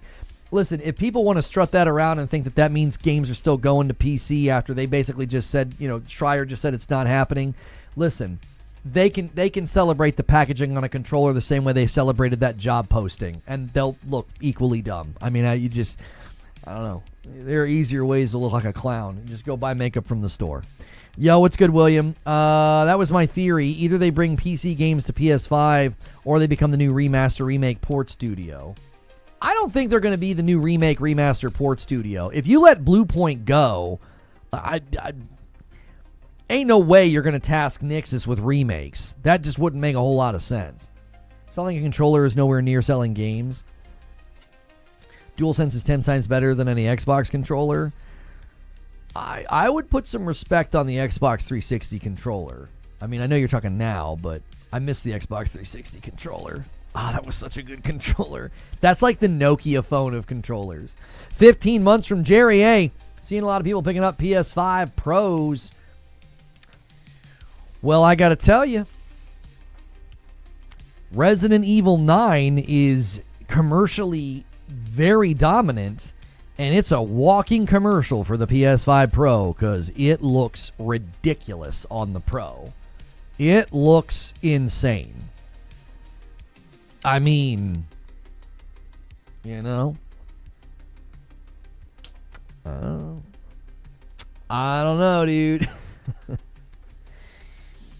Then my theory is that they bring games to PS5 will be the one I think it would be odd for them to be shut down. I think they're too small and too valuable to shut down. I mean, I thought the same thing about Bluepoint, and we know how that worked out. But $2 super chat from the Gaming Ledger. Nixus can optimize games for the new handheld. If that's in their skill set, for sure. Yeah. If that's in their skill set, we know that PlayStation wants to have some kind of a portable in the future. Nixus can help with that. If you guys have not hit the like button yet, do me a favor. We're an hour into the show. Smash that like button for me. Let's set our sights on 300 likes. I appreciate y'all so much. We are cruising here. We are cruising, and we're not done. We will be diving into Marathon Day 1. I want to see how it feels Day 1. It's climbing the sales charts on Steam. If you guys are a fan of that game, I think you guys are going to be pleased. I think they've got their audience, despite that server slam and how bad the game looked last year. It seems like they've jumped through the ring of fire. If the Steam charts, sales charts are to be believed here, I believe them, but if they're an indication, I think I should say. Sony Portable would go hard. Yo, a $5 super chat. Hang on, Neo Reaper says, do we know when the Marathon embargo lifts? Why are you saying embargo? The release? Do you mean the release date? The release date's in 2.5 hours. $5 super chat from Alex.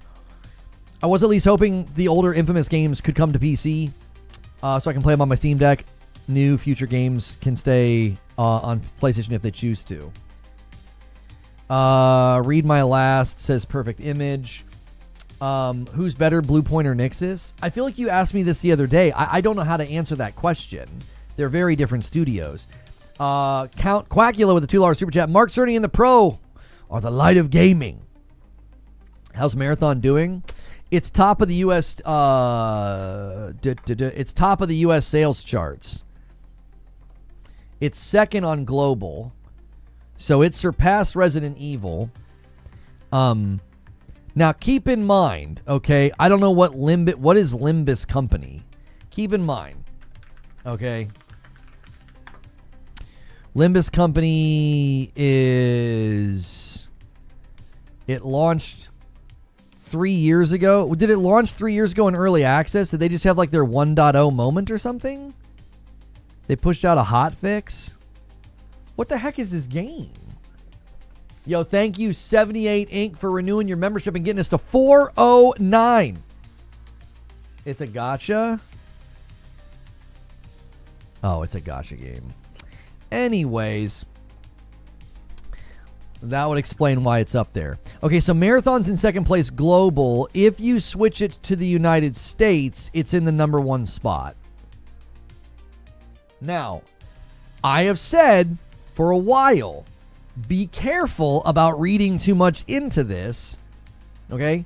When there's not much to compete with as far as new releases go, okay? So just bear that in mind. But this does look very promising for anybody who was concerned about like the week 1 player numbers. And remember what I said? I said I think it'll be commercially successful. It's too big.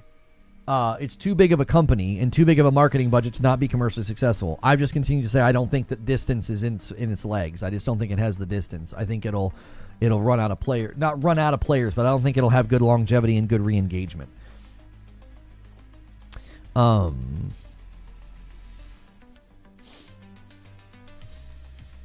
Crimson Desert will take it out. Well, it can't stay up there for forever, so. Told you guys Marathon's going to be nice. To me, it's all about re-engagement patterns. A Bungie game that's been heavily marketed by PlayStation being commercially successful was never in doubt in my mind. It was in doubt last year because it looked like garbage. This year, they clearly improved it, and they were doing good work. I mean, I gave them credit for that. I still think the onboarding is really bad. It's really bad. We'll see if they fix that or try to fix that in the coming weeks. But I was always like, yeah, I think it'll be commercially successful. I don't think it'll be a Concord 3 or whatever people were calling it. I've just been saying I don't think it'll have good re-engagement. 100% this. What did Nick say? I just got a code for Marathon from a friend in Italy. They're giving them away like confetti. Why? Why do you feel like they're giving them away? That's weird. Especially if it's climbing the sales charts. I must have rubbed up against something. I've got like... It was like paint or something. Oh, I wonder if it was my daughter's chalkboard in her room. I'm so pissed they dragged the Destiny community along to make Marathon instead of making D2 better or making D3. Yeah, I mean, I get it. They wanted to get away from Destiny. They tried to build a bunch of incubation projects. Guys, double check that it saved your like on YouTube. Everybody take a quick second and hit that thumbs up button. It didn't move, and that sometimes happens. So double check that you guys have actually, especially you guys that are lurking, minimize that chat and give it an old thumbs up. Marathon coming to PS4 and Xbone. I thought that was weird. I thought that was a little bit weird. I think semi-hardcore and hardcore gamers will love Marathon. It's a drought right now with COD failing. It going to PS4 would be very bizarre. That would be weird. I would be surprised that PlayStation would let them do that. PlayStation didn't even take Helldivers to the PlayStation 4. Like, what in the world? Why would you take a game over there in 2024? They're trying to get people off of the PlayStation 4, not give them a reason to stay there. I don't know. There's brand new footage of Forza Horizon 6 out. 9 minutes of gameplay. Golly, it looks good. IGN got IGN I can't talk. IGN first footage. Firstage. Yeah, they got 9 minutes of gameplay right now running on the IGN channel. Man, that looks nice. Those are active reflections on the car. Jiminy Christmas. I don't think these boys are going to make a very great Fable, but I think they can make really, really good Forza games. I'm serious. I don't have a whole lot of confidence in their Fable game, but man, oh man, can they make a pretty Fable? A pretty Forza, I'm sorry. A pretty Fable. I'm just watching the capture up above in OBS because we've been having... Like, Windows does this weird thing. It's like this teeny tiny little micro stutter. Anytime I watch a video, anytime I watch YouTube, and it looks like it's happening in OBS. I don't know if it's coming through in the broadcast though, because this looks perfectly smooth on my screen. But in OBS, it looks like there's like all these little micro stutters. Forza 6 is gorgeous. Yes, it looks very good. SEO says, Lono, do you think that Xbox responds to PlayStation go full exclusive again for single-player games by not supporting PlayStation 5 ports for future Xbox Studio games? Here's the thing, man. Listen. I do not think that would be happening right after they walk Phil out the door. That would be incredibly bizarre. For them to be like, well, we got rid of like the face, the soul, the vibe of Xbox. You know, we got rid of that guy, and now we're gonna return to Xbox form with exclusives with Asha Sharma.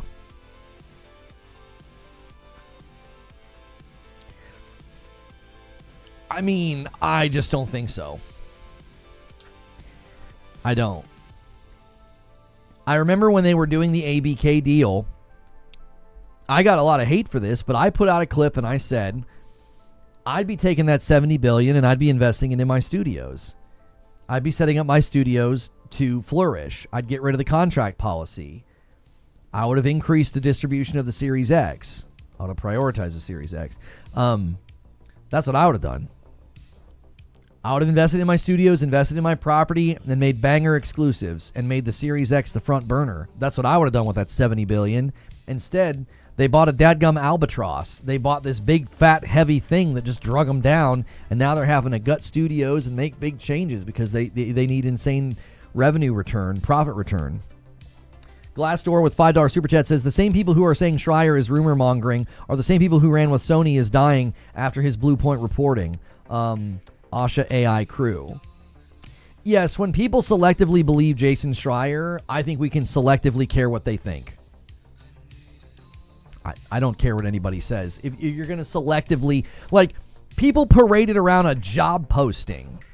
You remember that? There was a job posting, and everyone's like, yep, PlayStation's going third party. A job posting, y'all. What are we doing? What are we doing here?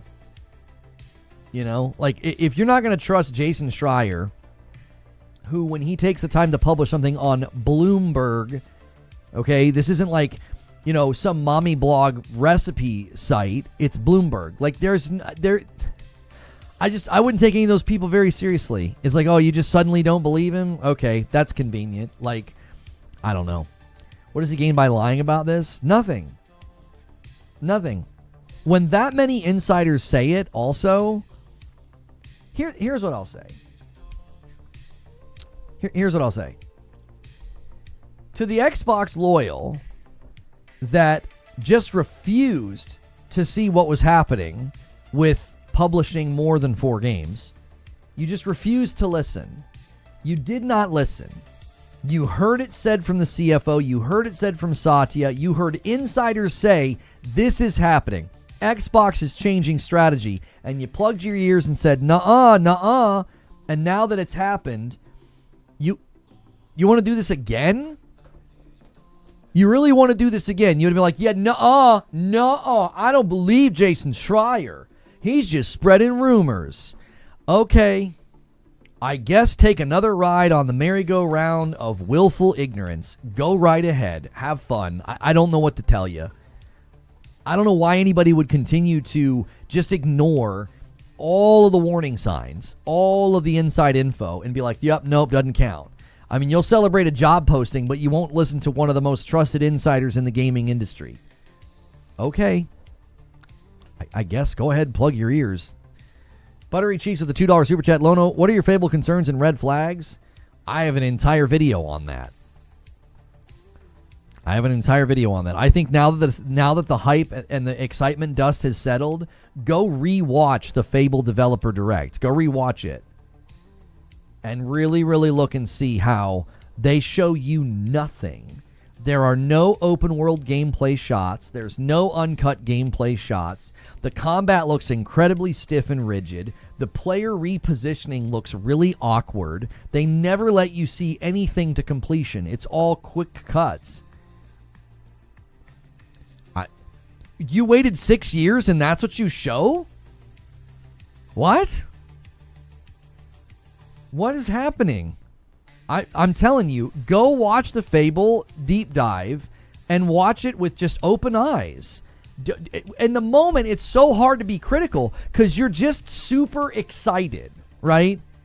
If you came out of the desert dying of thirst and I handed you a glass of tepid water with floaties in it, you wouldn't care. You would suck that water down like it was your savior. Now, an hour later, after you had calmed down and you were in the shade and you were feeling better, if I handed you that same cup of water, you'd be like, ugh, I don't want that. After waiting all that time to finally see Fable, in the moment, it's so hard to be critical. It's so hard to think like that. You're just like, oh, it's Fable. It looks so good. Go back and watch it now and just really analyze. How many showcases that are that long of a game have you seen that are that withholding with gameplay footage and are like ready to rock and roll and they're kicking like a ninja when they come out? Do you see, like, it is a very awkward showing. That game 100% is on its back foot. I don't think it's ready at all to come out this year. I think they could do a great job with it. I think they need a whole nother year or more. It doesn't look ready to me at all. It looks incredibly rough. This is supposed to be like a big AAA banger. This is Playground we're talking about. It doesn't look like something at their caliber at all. It just doesn't. It looks worse and worse the more I watch it. Yeah, listen, I am not being a hater here. I swear to you, I saw pro Xbox guys saying the same thing. I swear to you, I saw a clip of King David saying this on Iron Lords. I swear he was like, he didn't think it was that good. I don't want to put words in his mouth. And he's big time Xbox guy. And I think even he was like, it's not impressive. I think he said something about the combat, didn't he? I swear to you, he did. If the big time Xbox guys are even saying like, I don't know, that didn't look that impressive, you got a problem on your hands.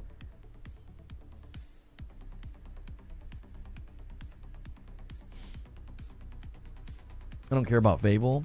I'm just saying, it's really, really difficult to watch a trailer like that with a critical eye when you've been waiting for such a long time to finally see it.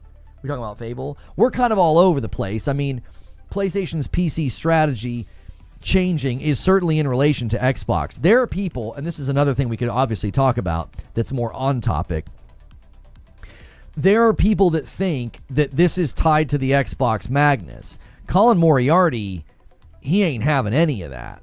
Did you guys see what he said? What is it? Long Island Viper? Long Island Viper. Here we go. Colin Moriarty said, he says, I will say this. If you think Sony is pulling back on PC because of the next Xbox, a piece of hardware that will not only sell substantially worse than the Xbox Series, but would allow Sony to sell its games on a storefront without Microsoft receiving a penny, you're out to lunch. He says down here, P.S., he says, I own that I was wrong about Sony pushing into PC and Switch. I thought there would be more demand that would balance any ecosystem deficits by spreading the field. But demand clearly didn't exist requisite to the risk. As constituted, there were only diminishing returns. right? So he doesn't think that the Magnus is playing a part. I think it's playing a very small part.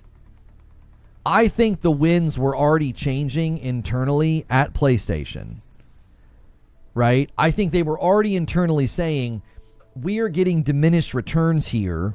This isn't working as well as we had liked it to. It worked really good on our first couple of games. God of War and Horizon Zero Dawn crushed it. From that point on, they saw diminished returns.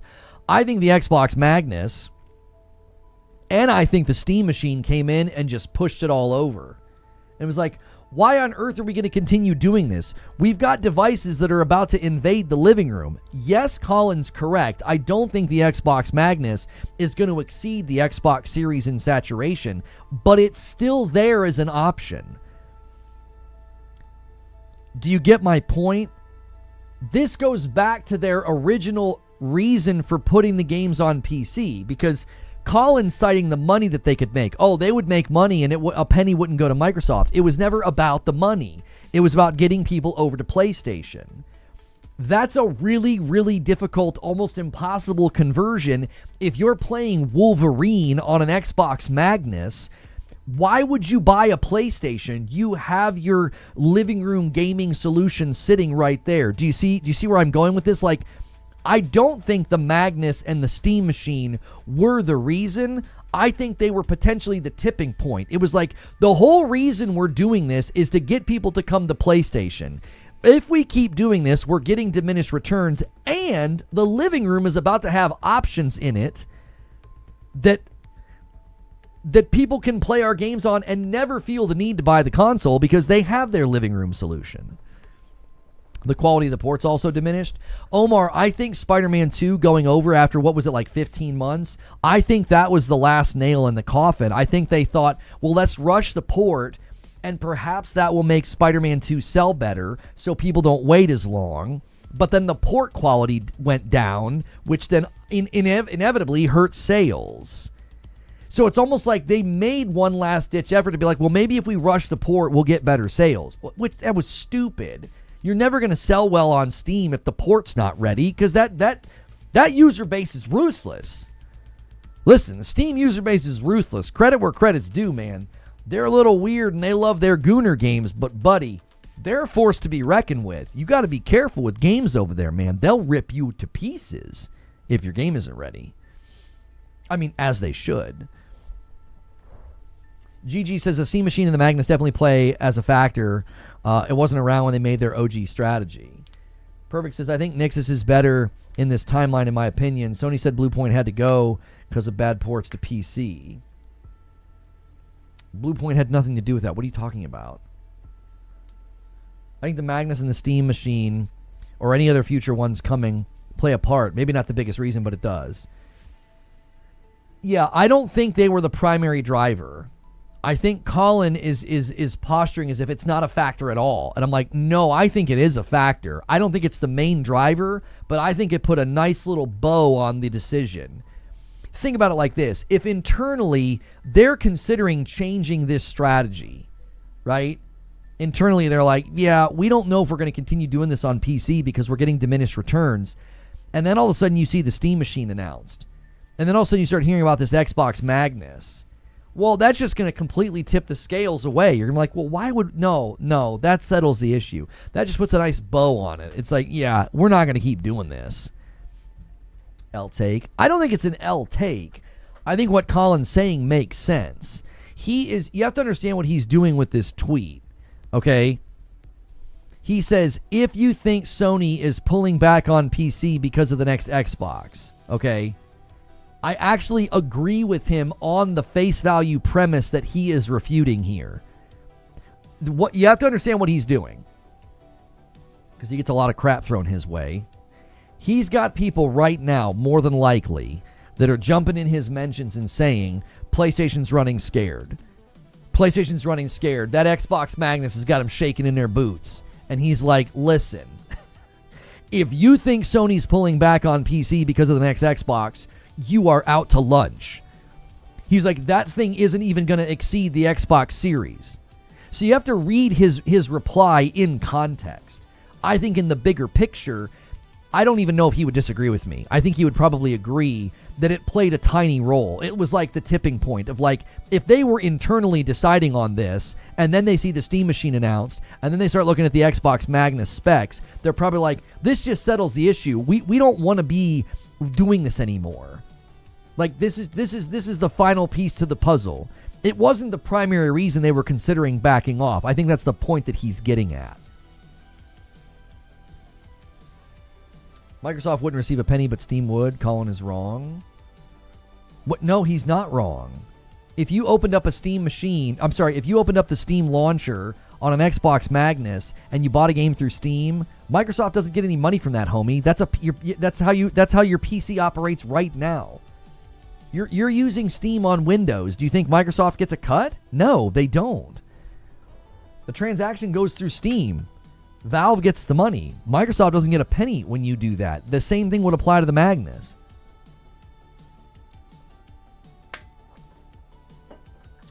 I know a lot of my friends are considering switching to the Steam machine because they're not going to be paying to play.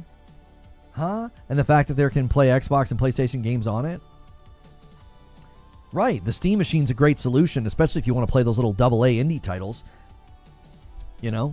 I've seen a handful of games, early access games and demos and stuff on Steam, and I'd love to play those in my living room. The Steam machine's a great solution for that. Winged Wheel gives a member and rounds us out to 410. Thank you very much.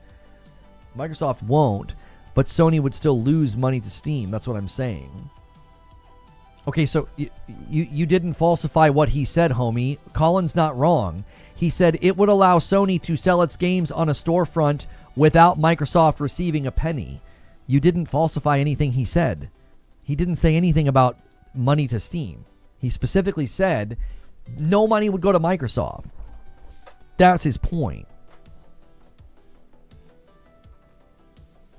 Eugene says the Steam machine will be weaker than the consoles. Have fun. Yeah, I would never buy a Steam machine to play PlayStation games. I'm going to be real with you.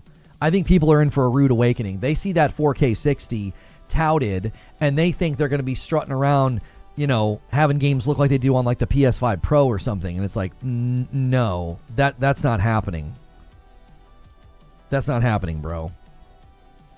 Like, the Steam machine's weaker than a PS5. Like, it's going to run games well, but you are not going to buy the Steam machine to be a powerhouse. I would never buy a Steam machine to play PlayStation games. I wouldn't.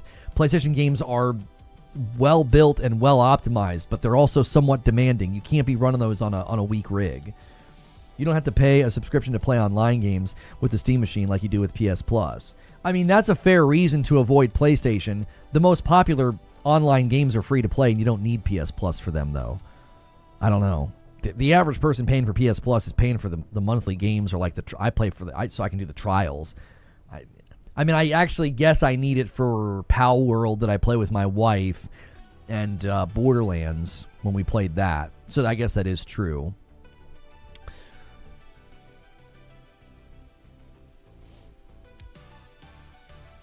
There are people who just won't accept that anyone prefers consoles to PC, and they won't accept this. Well, it goes both ways. There are people that prefer PC to console. As a PC gamer, the powerhouse is in my office. The Steam machine would be for kickback chill. Right. You've got your PC for Cyberpunk, and then you've got your Steam machine for Vampire Survivors. Like, it's just such a clear divide to me. I would love that. When I played in early access, when I played, what was it? The Moonlighter 2 Endless Vault, which, by the way, if you guys are on Steam, and you haven't checked this out yet, I think this is a great little loop. This is a solid little game. They've got an 85% in early access. Now, recently it's dropped. I don't know if they made some adjustments that people didn't like. It's got an 85%. I liked the little loop. Now, granted, I only played for like an hour, but that's a perfect Steam Deck game.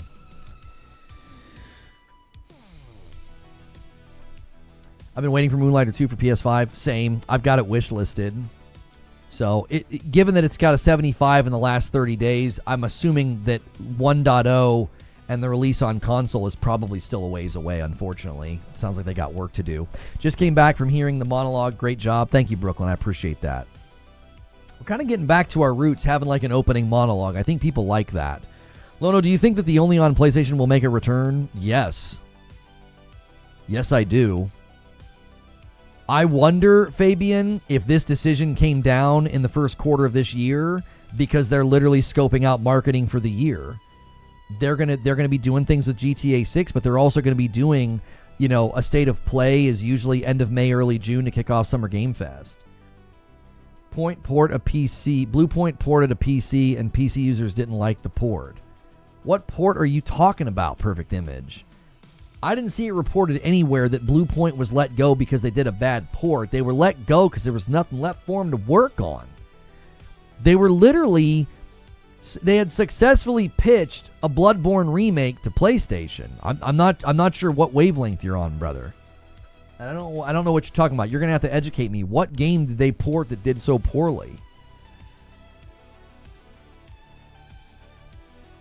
If there's no monologue, it just doesn't feel right.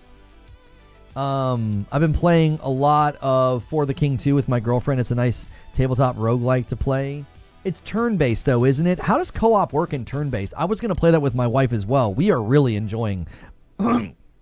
Excuse me. We are really enjoying Pow World. Excuse me. I don't know if Bluepoint... I don't even know if Bluepoint doing a port. Yeah, I don't know what he's talking about. They're a remake company. I wasn't aware of any PC ports that they did. Did Bluepoint port any games to PC for PlayStation? There is no record of them porting projects to PC. Now, AI can be wrong, of course, but I don't know what you're talking about. You're going to have to list the game. And I don't think it was reported anywhere that played a role in them being shut down. It seems to me that they were shut down because there was nothing for them to work on. They pitched a Bloodborne remake.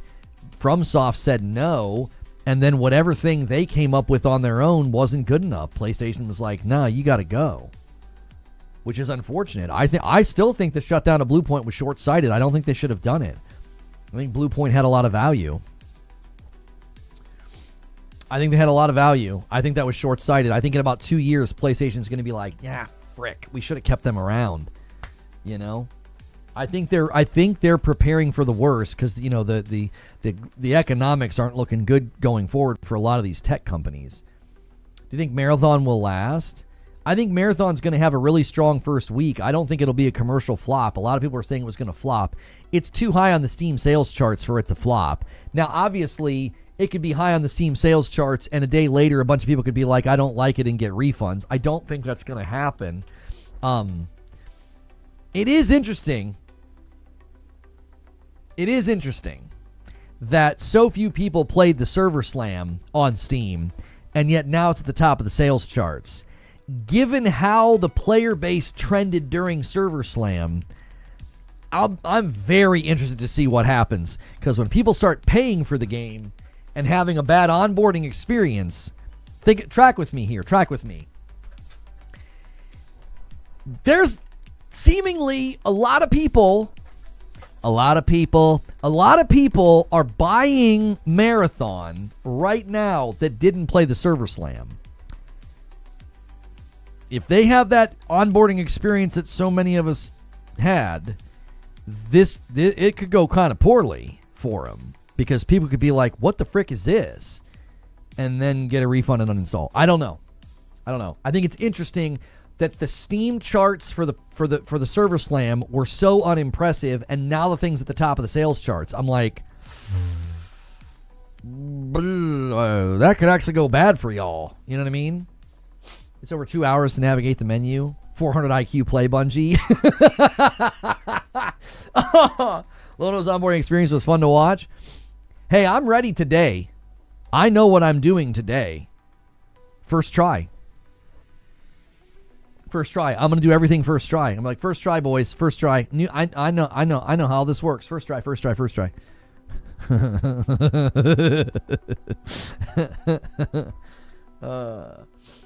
Or they watch people play the Server Slam and then decided they liked what they saw.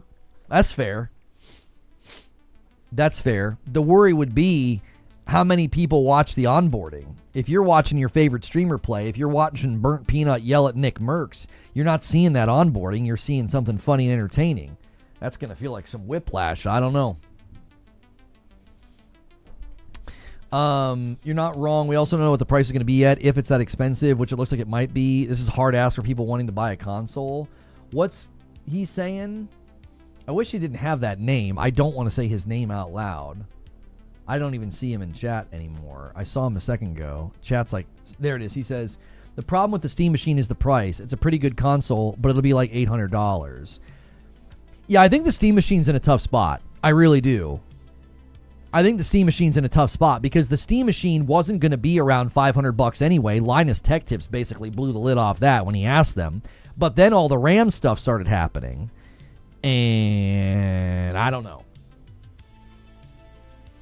It's got to feel good to have better gameplay than Smash JT. Listen, man. Listen. When you fry your game, I'm sorry. When you fry your brain, putting big boobs on every character with AI, you know, you too can try to snipe with an SMG.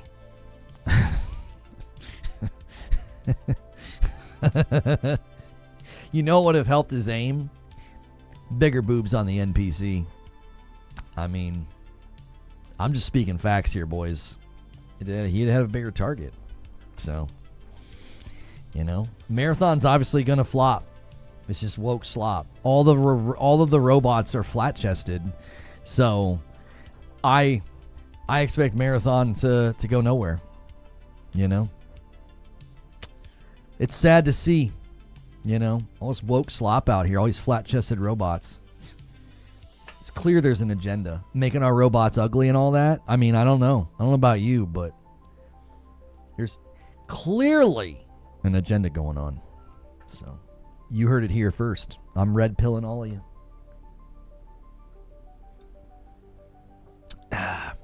Anyway. The Ghost of Yotei Boomy as Samurai was hilariously sad. Bring back shame, boys. Bring it back. We need shame. We need some shame in the world. Son, people can see you. Bring it back. I just wonder about the ship raid, says Bazaar. I wonder how that'll be implement the PvEVP thing. Well, yeah, we kind of debated this the other day. I said that, you know, my biggest concern about like longevity for Marathon is that the game has like multiple personalities. Their aspirational content and their grind structure appeals to me as someone who likes PvE. I just don't know if long term that's going to work for like the hardcore extraction PvP minded guys. Like, are they going to be won over by like a dungeon raid puzzle vault thing? Like, I just don't know. I think it feels like a mismatch. I could be totally wrong. My judge of it and my sort of estimation of like player psychology, like how players will respond to it, I don't think it's a match. I think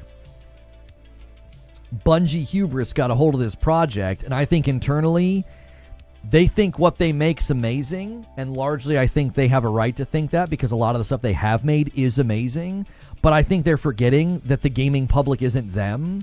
So they're like, oh, this is so fun. I mean, these are the guys that launched Gambit. So I just sometimes question their judgment when it comes to blending PvP and PvE. I don't think they're quite good at it, and I think this game's likely to meet that out in its own results. I just don't think the staying power is there, and I think part of it is related to what I'm talking about. For someone who covered Bungie for so long, how does it feel to step into a new Bungie game? I don't feel anything. I don't feel anything for them as a company. I don't feel anything for their games. To me, it's just another game to talk about and to analyze.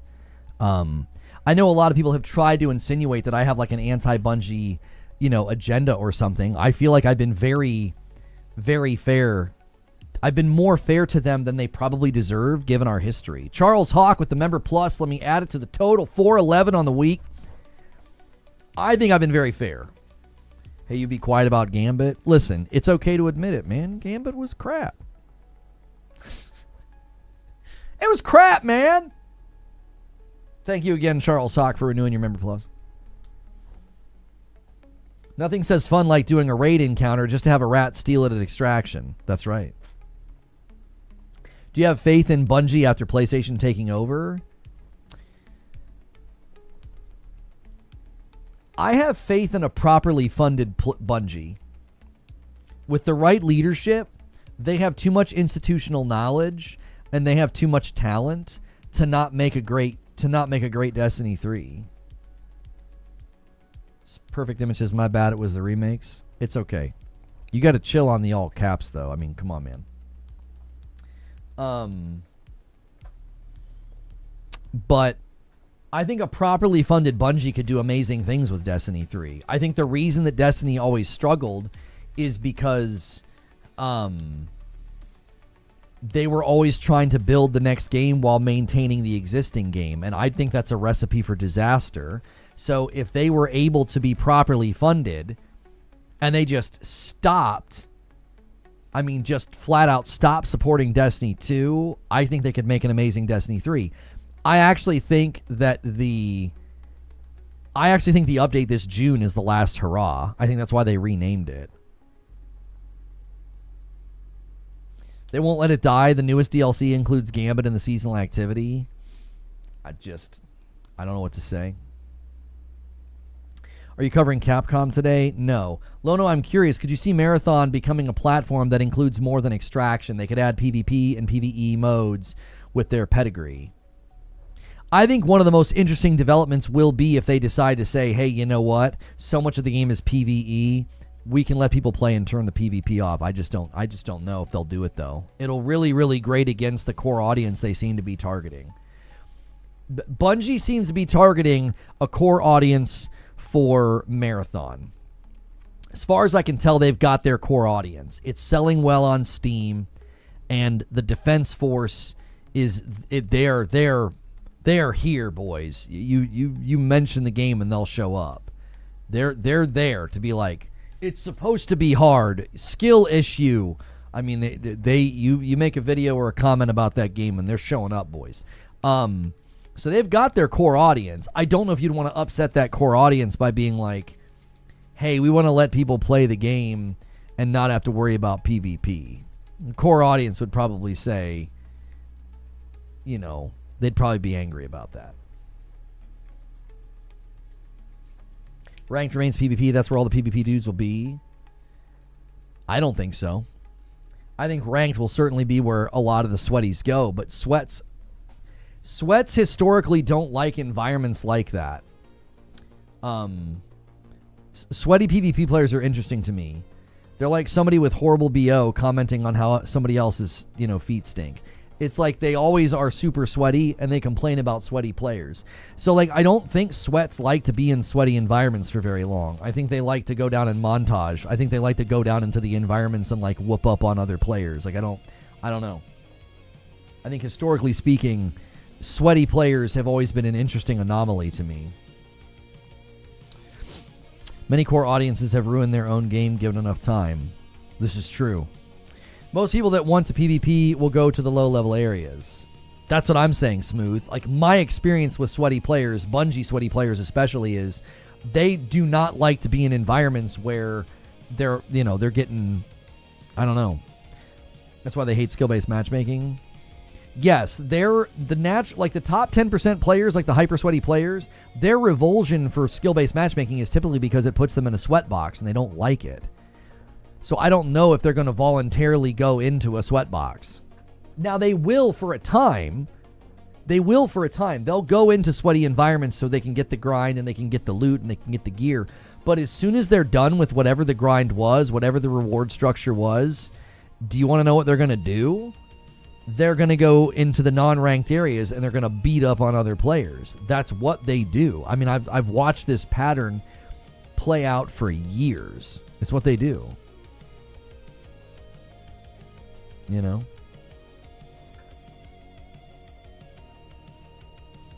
So, I think that I think the game will be an interesting social experiment in, can you get a mainline PvP VE extraction shooter off the ground where it's not super welcoming and it's a tough hill to climb. Now, once you're over that hill, it's not that hard. It's pretty casual.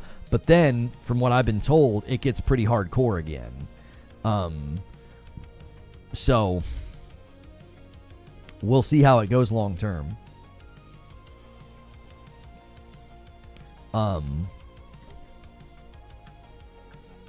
If the best loot's in ranked mode, the sweats will ignore other sweats. Maybe.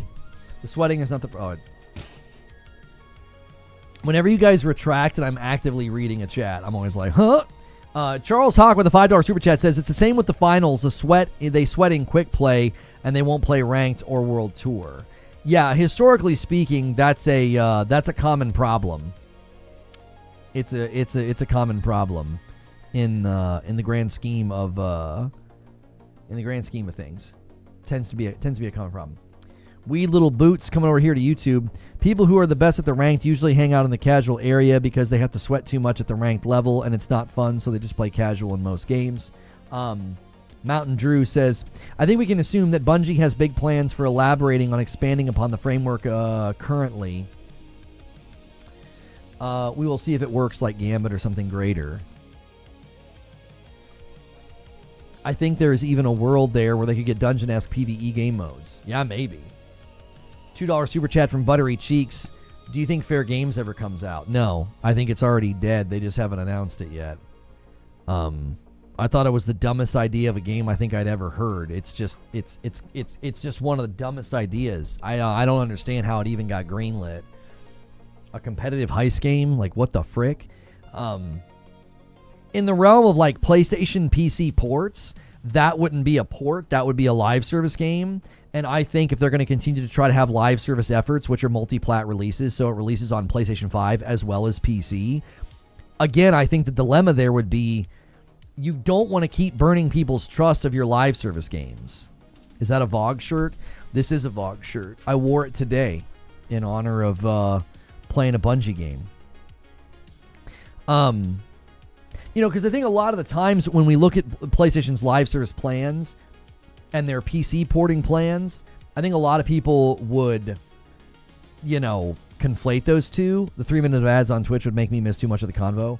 If you sub over there or use your Prime over there, you'll never see them again. So that's an advantage you can have. If you guys want to support me directly and you want to get past those pesky things, just sub to me and watch on Purple. You'll never see them.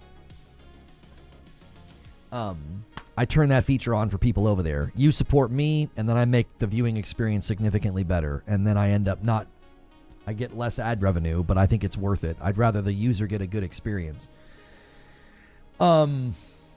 Yeah, so I think back when people were talking about the PlayStation PC ports, I think that's one of the reasons there was a lot of bad faith argumentation, because they would look at the PlayStation Live service games and they'd be like, oh, those games are going day and date. See, PlayStation's becoming third party. And it's like, well, live service games, there's a particular strategy in play. There is a particular strategy in play. You have to be on multiple platforms in order to get as many people in your game at once. I remember when they put Helldivers on Xbox, that was another thing that I think people were just missing in the equation. They were like, no, yeah, see, they're going third party. And it's like, it's a live service game. Very, very different rules apply. Now, you have to consider what I just said when thinking about a game like Fair Games. What that means is that you're doing parallel development. You're developing for both PC and PlayStation, and you're willing to do that because you're like, well, that's how the game will be successful. Now, if you internally judge the game, break the game down, whatever, and you determine that it's a non-starter, that's, I think, even more frustrating because you feel like you wasted more development time because you were developing the game for both platforms. So if PlayStation wants people to start trusting their live service efforts, I think this is related to Marathon, by the way. I think this is one of the reasons why PlayStation's like, all right, if you guys are going to do this, you're going to go forward with this, then let's do it. Let's throw everything at the wall. Let's have like really, really high amounts of marketing, and we need to set this game up to do as good as it possibly can. I honestly feel like PlayStation was like, listen, you guys either cancel this game or you get this thing into a much better spot, because we need to have some trust here. Marvel Tokone Fighting Souls is another effort, I think, to get more confidence from the public with respect to live service games. Let PC have games as a service? That doesn't make an ounce of sense. They would never do that. If you want to launch a live service game, you have to have it on multiple platforms. You can't put it on a single platform. That just wouldn't work. You have to maximize the reach of the game. You have to. Now, that doesn't mean you ship on like Nintendo, because like Nintendo audience doesn't seem as receptive to a live service game, especially if it's like more competitive. Like, it would need to be a little bit more laid back, like a Fortnite or like a Splatoon or something. Like, obviously something like Marathon or... Yeah, I don't even know about... Helldivers would probably struggle to run over there, honestly. CSGO is PC only. CSGO is also like an institutional game from a different era of time. It was originally built for PC back when I was playing like Quake 3. I mean, I don't think CSGO is a repudiation of the idea that if PlayStation's going to launch a live service game, they could launch it on PC only. Now, they're launching the Horizon MMO, but that's a mobile game. It's not a mobile and PC game. You can't... The Horizon MMO will be playable through the Purple Launcher, which is a mobile emulator. I don't think you're going to see PlayStation do that. Like, well, we can launch a live service game and only put it on PC. I don't think they would prioritize that way. Now, I could see a different studio saying, our game has a better shot of being successful on PC. Let's make it for PC first, and potentially having success. But I think live service is incredibly difficult to get off the ground. I think it's incredibly difficult to get off the ground. And so only launching on one platform would automatically would be an almost automatic setback. What I don't appreciate is Sony just not saying it with their chest. Well, I think what happens is the two companies are very, very different. I think there was a VGC, a Video Games Chronicle podcast lately that was like, why does Xbox talk so much? Xbox talks too much is basically what they were saying, and PlayStation talks too little. But I think it ends up working in PlayStation's favor. Like, the less they say, the less receipt pulls there are if they want to change a strategy or something. Does that make sense? And Siege Master Gifts, a member. Boys, thank you for 300 likes on the video. I greatly appreciate it. Thank you so much for all those likes, and thank you for all the memberships, the gifteds, the renewals. If you guys have never done a membership on YouTube, you can help us hit a goal. We're trying to get to 600 people paying for their own membership. So consider clicking join. For $5 a month, you get a badge, you get emotes, and you get into my Discord. Siege Master is going to do another one. Okay, so Siege Master is going to try to set up a 10-bomb dunker to 425. I've already done my bonus 5 for YouTube, so if somebody wants to get ready with the 10-bomb dunker, don't let Twitch steal this one from you. Siege is likely going to do 2 more singles. I think that's what he's doing. And there's stream delay, okay? There's stream delay, YouTube, so get ready if you're going to do it. Don't let him steal it. There's another one from Siege. We're at 414. PlayStation equals less vibes, more action. I mean, there's been a lot of criticism of Xbox in the last couple of days and the last couple of weeks about how they parasocially interact with their audience, and it's a little awkward. People were calling it cringy. I don't like the word cringy, but what I do think is Siege Master with another one. There it is. He's dangling the 10-bomb dunker at 425. I owe you a member, but it's whoever makes it hit 425. Whoever hits it gets it. Let's see. Yeah, so for me, I don't think it's cringy, but I think it's a sign that they're continuing the same thing. This is cringy. I just don't like the word cringy. Like, I think it's okay. I don't know if you guys saw this, but somebody made this banner. Let me go full screen here. Did Klob make the banner? Somebody made this banner with a bunch of like content creator names on it. And then Asha Sharma made this like her banner on Twitter. Hang on a second. All right, there we go. Welcome to the community, and they got all these people or whatever. I don't have a problem with this, like somebody just wanting to do something to kind of like celebrate, all the people that love Xbox and want to see Xbox do well, and they're just being like, hey, welcome to the CEO position or whatever.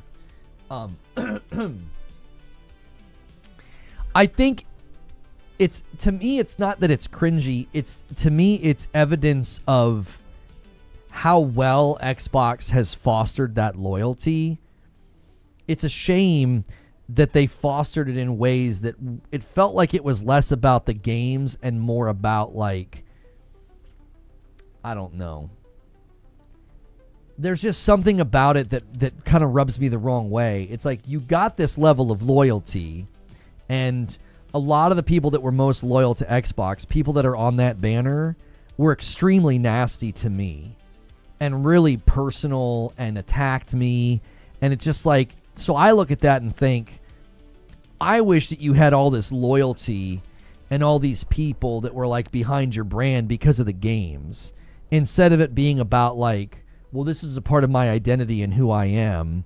And when this guy over here, Reforge Gaming, it just makes me feel a certain kind of way seeing people's names on there that use their platforms to be absolutely vicious and gross to me because I didn't agree with the ABK deal or because I was critical of Xbox. Does that make sense? If I saw a bunch of people on there that were just like good vibes only and like all about the brand and all about the games, I'd be like, oh, that's pretty cool. But their behavior the last 4 or 5 years, I'm like, and she puts that on her banner, I'm just sort of like, oh, we're going to do this again? Okay, cool. I just feel like there was a lot of loyalty to Phil that turned into like, it was almost like evangelistic. It was like they would kind of proselytize and go out and say whatever Phil had said.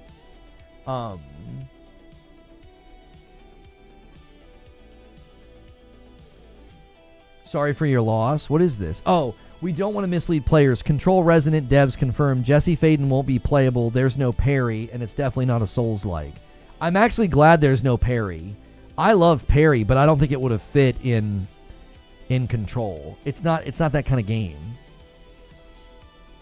As much as I love parry, I'm actually glad they didn't get on like the parry hype train. You know what I mean? They put the brand before the game, says Hilly. I'm loyal to Halo, the game over the device. The cheerleaders have this backwards.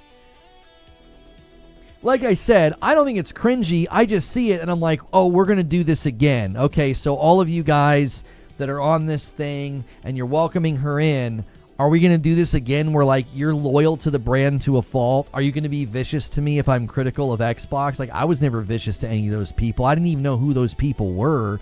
And I was seeing clips and tweets and the nastiest things said about me, and it was just like, I don't really want to take another ride on that merry-go-round. Like it got to the point where I didn't even like covering Xbox as a brand because of how nasty it got. It was like, y'all are making this so personal. And it's like, do we really want to take another ride on this merry-go-round where like you guys are going to be so loyal to Asha and the brand? Like, are you going to back everything she says the way you did with Phil? I don't know. People in this chat could take that advice. I'm never going to act like everybody in my chat is super nice. Like some people can be nasty and name call. I typically tell them not to do that. I'm talking about people who have platforms, YouTube channels, and Twitter followings, using those followings, weaponizing their audience's trust to paint me as a bunch of things that I'm not, calling me a pony, calling me a grifter, calling me a liar, like all this stuff. It was just like, and then I see a bunch of those names on that banner and I'm like, okay, like here we go again. I saw a 15-minute YouTube video clipping Lono struggling to pick up the chainsaw in RE9. Like, that was the content. Some people are sad. You know what's funny, Jack Garland? I rewatched it, and I was just really bad at the parry. I wasn't dying because I was trying to pick it up. Like, I went back and rewatched it. Like, it again strikes me as hilarious that people are like, he's bad at games. He can't even pick up the chainsaw. And then you watch the gameplay footage, and you're like, it's actually that I'm missing the parry.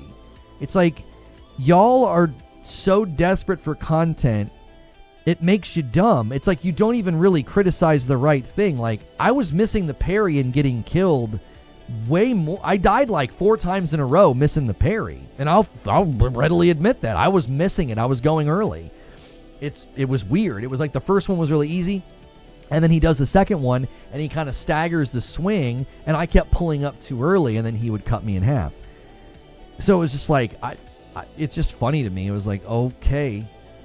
The first time, I wasn't even trying to pick it up. I did the animation where I kicked the guy's head against the wall, and as I come out of that QuickTime event, it's like a QuickTime event. It's like a mini video. I'm like standing on the chainsaw, and I'm like, I didn't know that was going to happen. So then I moved back. From that point on, I wasn't like trying to pick it up when it was spinning.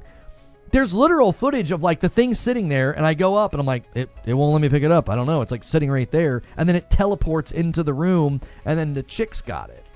But people are desperate for content when that's the only reason you're going to get people to watch you, I guess, is because you make fun of other people. I go right ahead. I'm pretty sure that part got numerous players. Of course it did. It was a little awkward, and it glitched on me a couple times, and people... I just think getting an ego about being good in video games has got to be some of the most childish... Like, it's weird that people would do it and think that it makes them look cool. It's like, it's a video game, bro. Like, okay, so you beat that scene better than me. Oh, okay. Are we just posturing like children? Like, is that what we're doing? Like, okay, like it's like, yeah, I failed a video game encounter. All right, cool. I died too. I didn't expect to get one tapped. Yeah, the chainsaw is a straight up one tap. There are moments later in Resident Evil 9 where there's like an armored guy. He's like an armored guy. He's got like literal armor on him or whatever, so he takes a while to kill. And he's tough. Why is being good at something weird? I didn't say being good was weird. I was saying caring about that. Like getting an ego about being good at video games and being like, look at this guy. I'm better at a video game than him. Okay. I don't know. It's like, I don't know. When you're 44 and married with 2 kids, like these are things you just don't care about. It's like, okay. Great. It would be like saying you're better at jumping rope than me. I'd be like, cool? Okay. Go ahead then. I don't know. There was another section. I clipped it, and I was literally going to put it out as a short, but it got flagged for limited ads because it was too violent.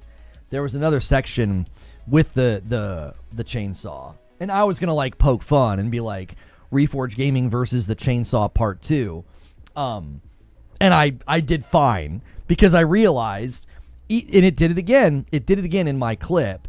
It sits and it's going like this, and it looks like you should be able to grab it. And then it starts spinning. It did the exact same thing at the gas station. I was like, I feel like that's the devs messing with you.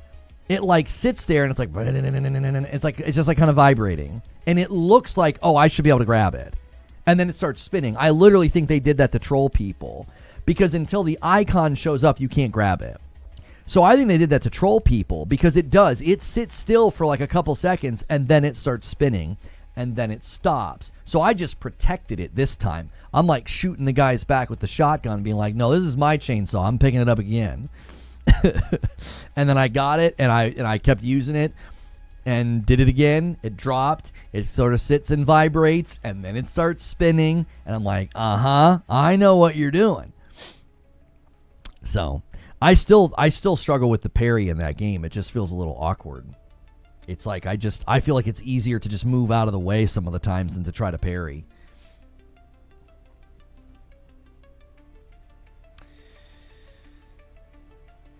They instigated this. They did.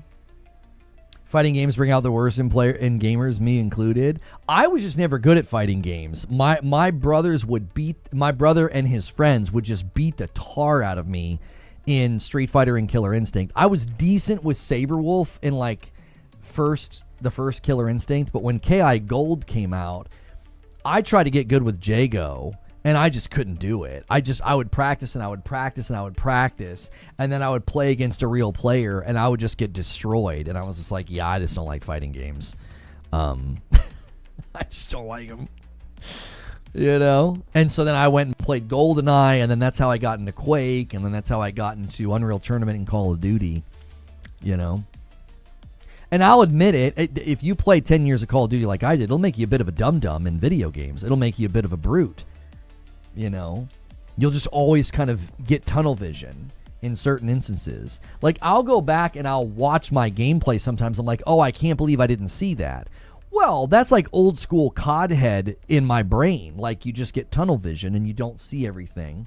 You're like, I'm going to get this guy, you know, and that certainly can happen. But I just don't get having an ego about being good at video games. It's just weird.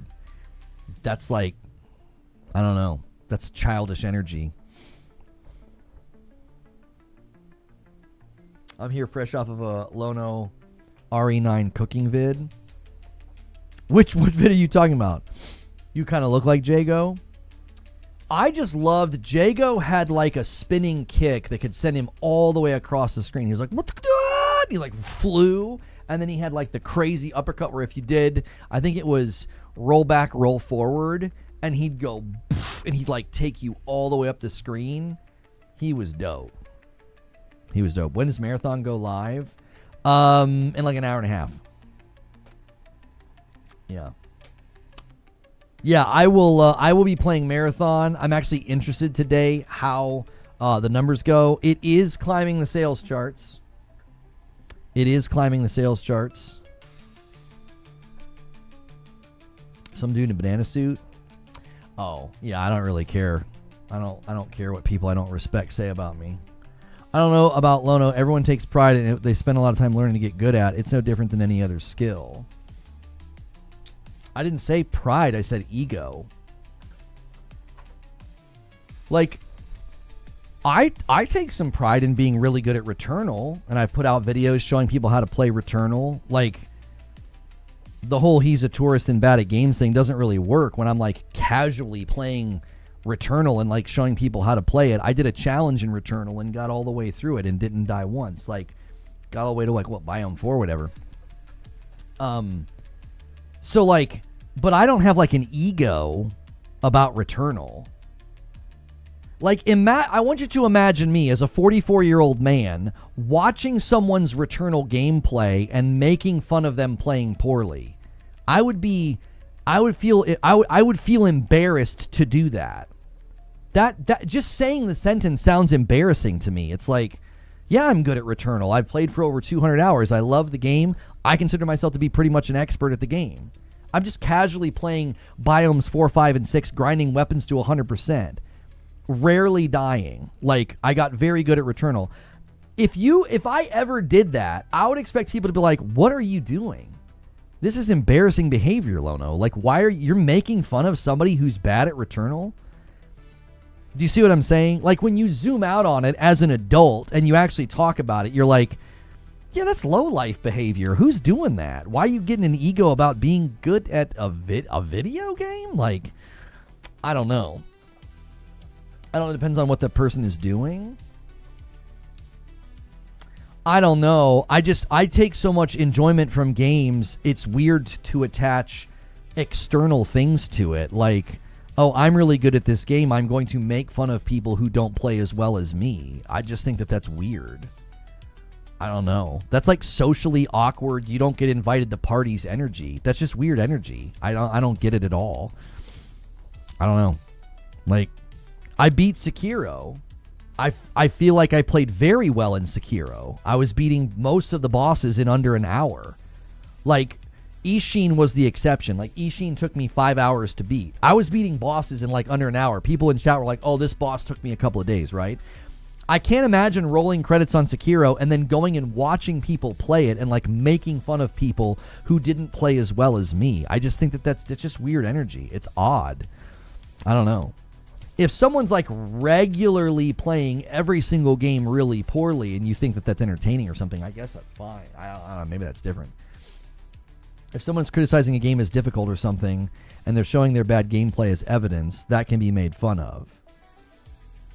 Yeah, my issue with the chainsaw instance wasn't that it was too hard, is that it was glitching out a little bit. I mean, the dadgum chainsaw teleported. Like, I think that's a valid criticism. I get what you're saying, but I'm also someone who laughed at someone so hard for so long I got banned from a game one time. Well, I would imagine that was somebody who probably had it coming, right? Like, you played like a game against them and they were like big talk and then they got humbled.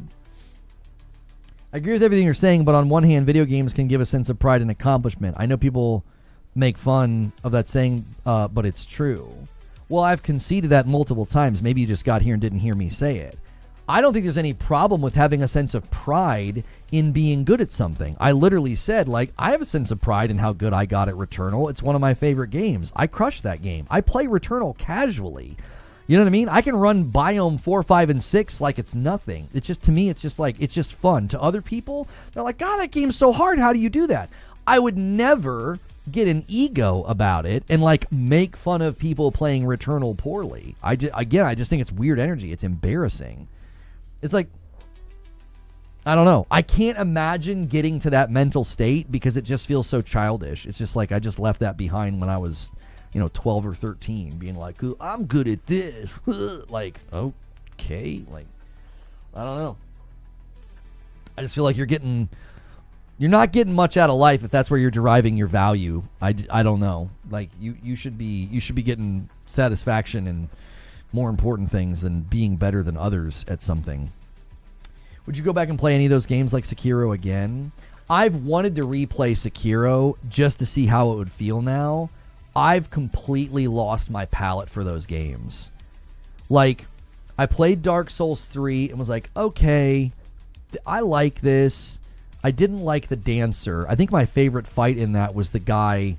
What was his? It was the guy you go to his cathedral for PvP. I forget his name. I really liked him. I liked the dragon armor guy with the big shield. And then I played Sekiro and I really liked Sekiro. I was so glad I pushed through and beat Ishin because like it became one of my favorite games. And then I played Elden Ring and I didn't like the second half. And then I played Lies of P and I was like, you know what? I was developing like a palate for these games and it left very quickly. You know how you can like develop a palate for like types of beer or coffee and things? I was developing like a palate. I was like, okay, I can kind of hold my own in these games. They're kind of fun. Yeah, Pontiff. I like the Pontiff Sullivan fight. But then I don't know. I lost it. I think it's age. I just think I'm old. I'm just old, bro. I'm 44 and I'm like, I don't have the temperament for this. I get frustrated. I'm trying to relax on my couch, man. I'm playing Power World with my wife, bro. Like, that's what I'm doing. You know what I mean? I'm not trying to play. So I don't know what would happen if I went back to Sekiro. Like, I know how to beat the bosses. I know the strategies, so those calluses are there. Like, the learning curve wouldn't be as steep. I know the headless gorilla is going to get back up. Yeah, I don't know exactly what would happen. Kazan, I played Kazan on beginner mode. It felt like a very fun, parry-focused action game. It didn't feel like a Souls game to me. It didn't feel super punishing. The only thing I didn't like about Kazan was there was at least 2 bosses near the end that would like leave the arena and fly around me and like just barrage me with range attacks. I didn't like that. I thought that was kind of dumb. That was like the boss fights near the end of Rise of the Ronin, where they were like flying around the room like Iron Man and like launching missiles. I was like, This is Rise of the Ronin. What the frick is going on? Like, those are and I liked Rise of the Ronin too. I really did. I just feel like I've lost my, I don't know. I've lost my palate for those games. I don't know. Try Kazan on normal. I played it on normal for a little while. I wasn't failing. I played the demo on normal and did I think pretty good. I think that stream is on this channel. I think I did pretty good, but I just don't care for it anymore. I don't want to fight a boss 25 times. I'm not interested in that. A $10 super chat from Neo Reaper. I laugh at the replies when someone mentions that they had any struggle in a Souls game. They get I beat this boss riding a pogo stick while on top of a unicycle juggling 2 trucks while sleeping. Right. Exactly, Neo. Do you feel Iron 9 is a bad game? That's part of their narrative? Huh? They're saying that I think RE9 is a bad game? I've never uttered that sentence. I said that was a bad encounter because it was glitching. Like, if an encounter is glitching, I'm going to be critical and be like, I think that was kind of a bad encounter. It didn't go very well. If the chainsaw's teleporting, that shouldn't be happening. Come on. Like, you know, that's a fair criticism. I don't think that RE9's a bad game. I mean, it doesn't surprise me that people are lying about me and saying things about me that aren't true. Like, that shoe fits. People without integrity will do that. I've not once uttered a sentence that would make anybody conclude that I think RE9 is a bad game. That is 100% false. I thought that encounter was glitchy. It was. There's evidence on my stream that it glitched. I said it was a bad encounter. It was. That's my opinion. I thought the encounter was bad. It should have ran smoothly. I don't think that's a big ask of a game like that. It's a big major AAA game. It should be polished. You know what I mean? I don't know what to tell you. I agree with your sentiments. Being 44 with a family, some games are exhausting. Yeah. I just think constantly running narrative on somebody that like that. I just think that that's just weird energy. That just sounds like people that are very unhappy in their real life. I don't know why you're putting out that kind of toxic energy about another person. It's just weird. It's just weird.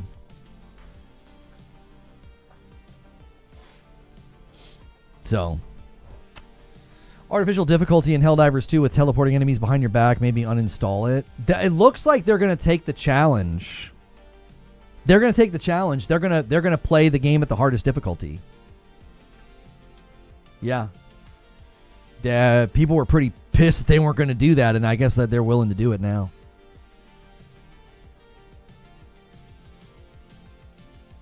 Raven says, I agree with Lono. The chainsaw encounter is buggy. The chainsaw teleports.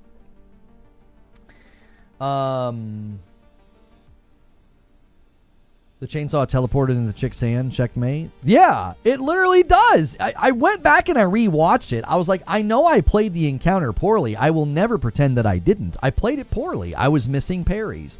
But I did not sit there like a dum-dum and like run into the chainsaw and try to pick it up. I didn't do that. It literally dropped at my feet when I kicked the guy's head. I was stuck in the animation because when you push them against the wall and you roundhouse kick them, you're stuck in that. He dropped the chainsaw at my feet. So I backed away and I was like, oh, okay, I can't grab it right now. And I waited. They grabbed it. The second time, it got me. It's literally sitting still. It's literally sitting still. And I walk up to it and won't let me grab it. And everyone's like, you have to wait. And it's like, well, you only know that because you've seen people successfully pick it up. You don't know that because the game telegraphed that to you. If the game would have telegraphed that, it would have dropped and instantly spun. I literally played a second encounter at a gas station. It's quite literally a bait. It drops and it like sits there and vibrates, right? It sits there and vibrates as a bait. And then when you go to get near it, it starts spinning. It 100%, that's 100% what it does. It's a bait. So the only reason people know that you're supposed to wait is because they had already watched people do it. It doesn't telegraph that you have to wait. It's not like it says like a little speech bubble like, hey, you got to wait to pick me up. It's literally set up to bait you. So once I realized that that's what it was doing, from that point on, I didn't have an issue with it. I just kept missing the parry and getting chopped in half. It happened to me later, too. There was an armored guy that got me. I mistimed the parry, and buddy, he chopped me in half, and he like took my body and threw me. I was like, that's disrespectful. I played it, and I saw that you had to wait for the chainsaw to calm down. Right, but Sean, I'm not kidding you. I'll show you the footage. I've got footage from later in the game. I promise you, it's designed to bait you. It's literally designed to bait you. I promise you, that's what they're doing. They're kidding, or they're messing with you. It's a classic trope in a video game. It's a classic trope in a video game to be like, hey, come get this thing. Just kidding. Like, it's a very, very common thing. It's not abnormal for a game to do that at all. And then once you learn that that's what's happening, then you can adjust, and then you know what to do. Let me see if I can get this. Hang on. Here.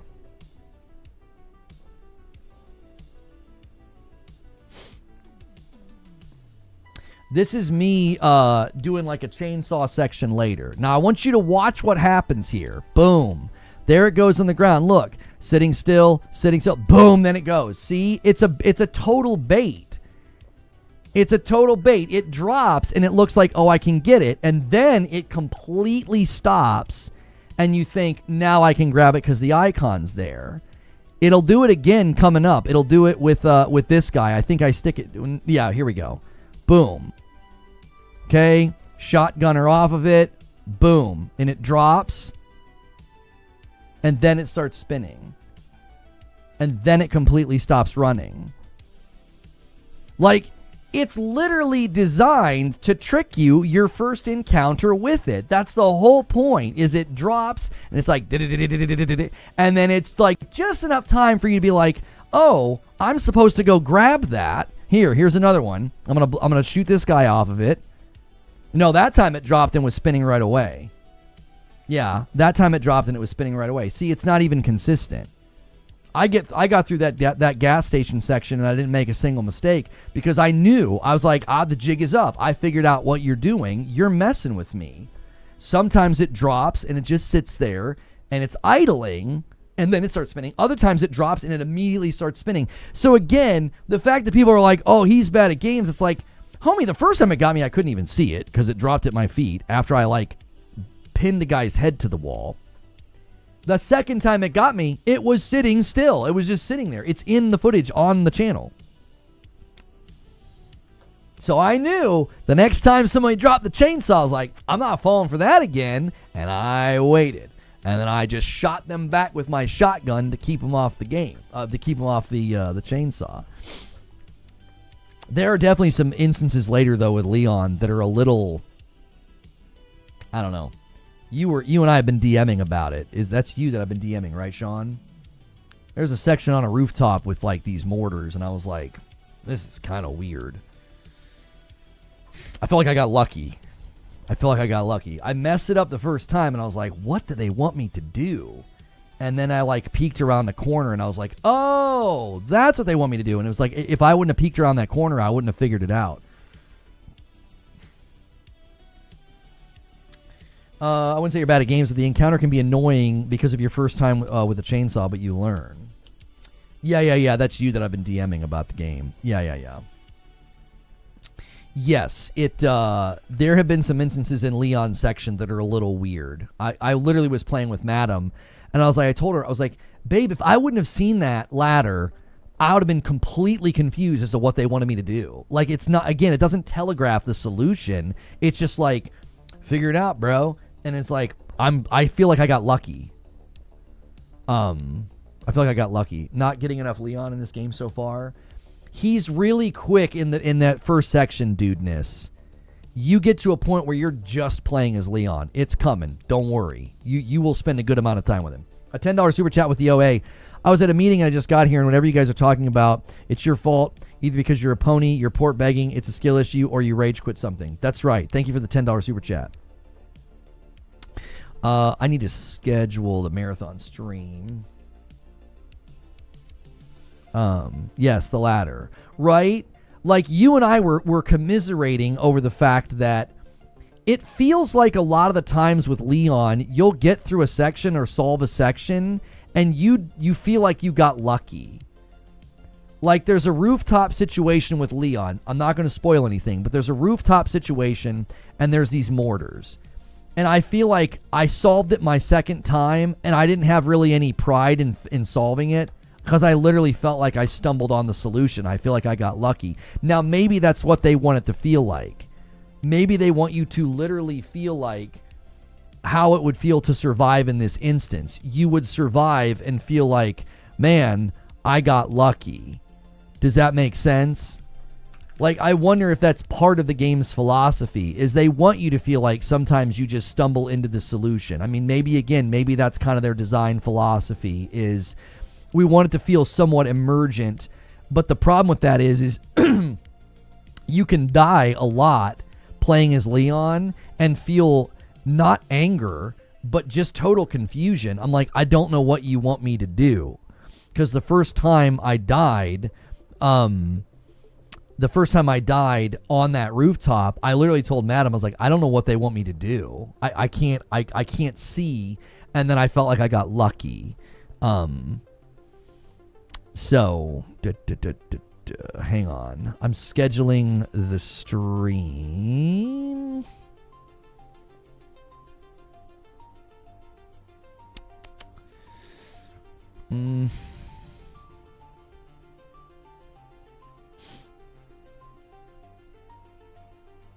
I'm trying to pick the right. There we go. There we go.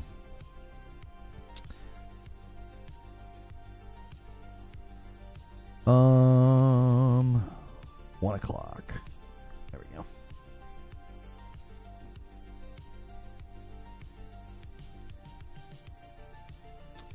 A $10 super chat from Sean Torres. Yeah, I never wanted to say it was a skill issue, and if I did, my apologies. But yeah, Leon sections are just a little weird. I literally go from feeling like John Wick, and I feel awesome. Like when I did the chainsaw section at that gas station, there was a section where I don't even remember what I was doing. Oh, it was when you first introduced the guys that are like all dusty. I'll just say that. When they first introduced those guys that are all dusty, I smoked that section. I knew what was coming. I knew how to position. But then I'll get into some situations and I'm like, I don't know what you want me to do. I just feel like you're throwing 8 people at me at once, and you get almost really overwhelmed. And because Leon doesn't have like a dodge or a roll, and he feels like he moves really rigid, like on like a pivot axis, it feels like sometimes it's just like it's impossible to get away. And then I'll rerun the same encounter, and I literally feel like I just got lucky. I'm like, oh, well, they weren't there that time. That guy was positioned a little bit further away. Does that make sense? It's not that I feel like I'm missing the signals and the telegraphs. It's just RNG. It's like sometimes their positioning is just better for you. Or you stumble upon something. I was like, oh, there's a friggin' ladder right here. And then I was like, and then after that, the encounter was easy. Gas station, chainsaw section, amazing. But the roof section, weird. How long did it take you to beat RE9? I haven't beat it yet, and I feel the same way, Silk Bra. Everybody's beating it in like 10 hours. I'm like taking my time. I am not done with the game yet. I'm still in the section with Leon. I think I got all the pieces to do the next part. I have all the pieces and I made the thing. I'm staying generic. I'm at 12 hours and I'm at like 59%. I don't know if it's because I'm exploring so much and like I'm circling back. I'm exploring a lot and I'm circling back and getting all the items.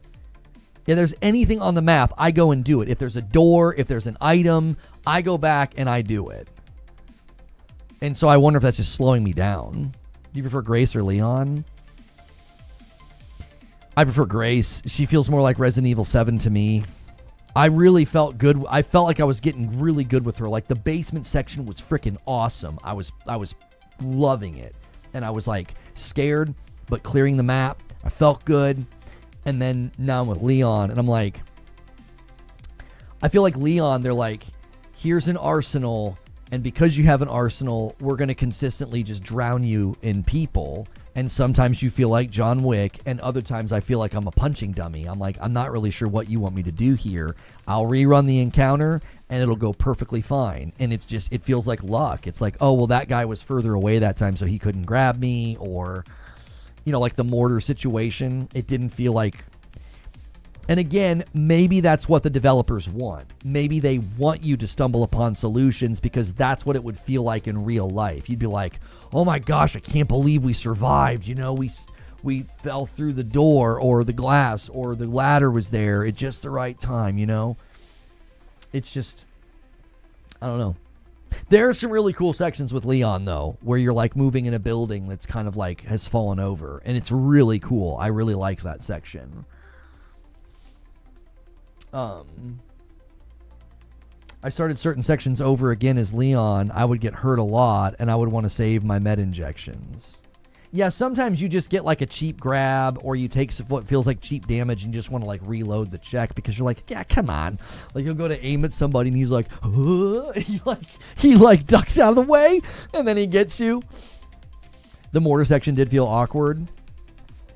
It felt awkward to me because the solution, I felt like I stumbled upon it and I beat it my second try. It was super easy once I saw what the solution was. I don't know. It starts to feel like Grace PT is easier at times. Yes. I think Grace is easier because it's interesting. It's such an interesting juxtaposition because she has way less stuff. I feel like Grace's sections are easier because they throw less at you, so you just have to be tactical. And as long as you're tactical, you'll be able to navigate her sections just fine. And then as long as you're gathering all the resources, you get pretty strong with her.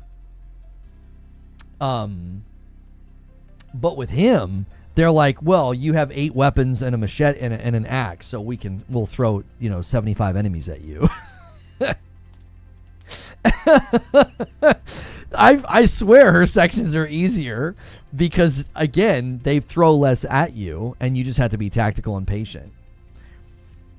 So I play way too patient with Leon. I'll wait to stealth kill an enemy, and it's like there's no reason to do that. I'm just swimming in ammunition and resources, and I don't know. I can't help it. I'm like, nope, I'm going to wait for this guy to turn around and I'm going to stealth kill him. And he's just a weak enemy, but I do it anyway. Did you kill Big Boy as Leon or Grace? Leon. That was a fun fight. I saw a clip this morning from Jen over there at Windows Central. She's really nice. And she was like, oh, you can kill the Big Boy with 3 of the purple injectors. And I injected him with 2. And I reloaded the save. I was like, no. I was like, I bet it's 3, but I don't want to try because I didn't have enough to try 3, and I didn't want to lose the resources. So I literally reloaded the check. I was like, nope, I did 2. I'm not doing a 3rd. And then she showed that you could do it with 3, and I was like, oh my gosh. I was like, I knew it. I was like, I knew it was 3. The rule of 3 in video games. I knew it.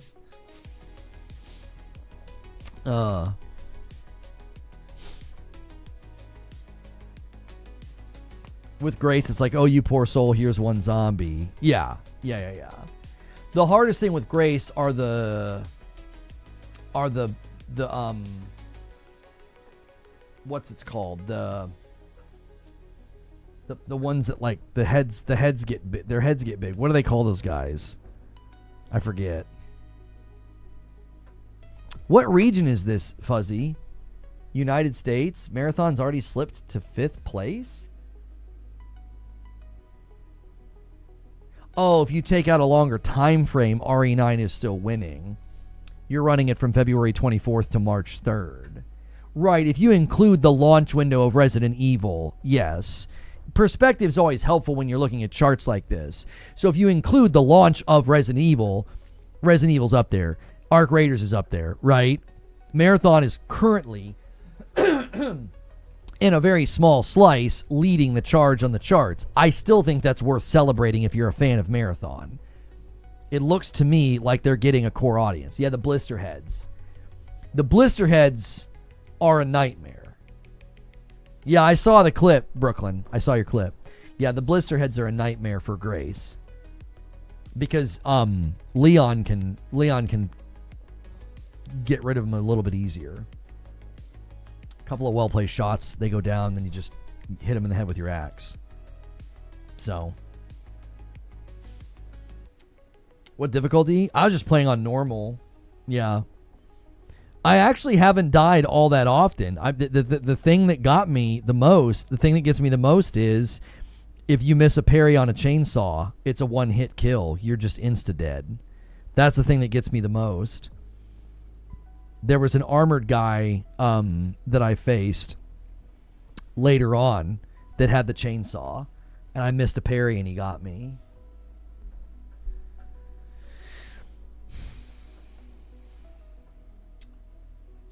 To be fair, chainsaws are pretty dangerous. I mean, I would say it's accurate that if a giant zombie went like this and swung a chainsaw at you, yeah, you'd probably die. The blister heads are at the start of the game on Insane. Oh my gosh, really? I do have a criticism for Grace. She needs a default melee for the little raccoon statues. I think it's incredibly stupid that if you don't have a knife, she can't, like, I don't know, grab it and throw it on the ground or something. I have to shoot it. Multiple times I found those little statues, and they make a noise, so they're kind of annoying. But I'm like, oh, I want to get these to see if I can get the achievement, but she doesn't have, like, a default melee the way that Leon does. So you have to shoot them. I'm like, that's stupid. I don't want to shoot. It's a statue. Grace needs an award for the voice acting. Yes. I think she's going to get a nomination. She might win. She did such a good job. She's got some powerful scenes. She's excellent. Yeah. She also runs as slow as my dead grandmother. Yes, Grace's sprint is horrible. It doesn't even feel like a sprint. It's weird. She's very geriatric. It's not like she's injured or something. She doesn't really run. She just kind of like walks slightly faster. And not having like a default melee, it's like, I'm not going to waste a bullet on a stupid raccoon achievement.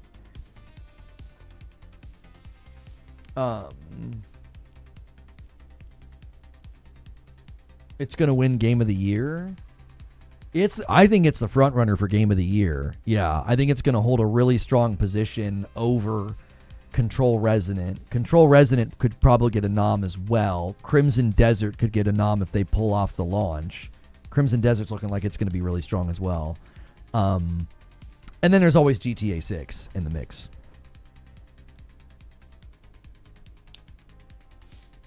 She gets on the podium. I won't recognize her voice unless she takes a lap around the building. Yeah, all her heavy breathing.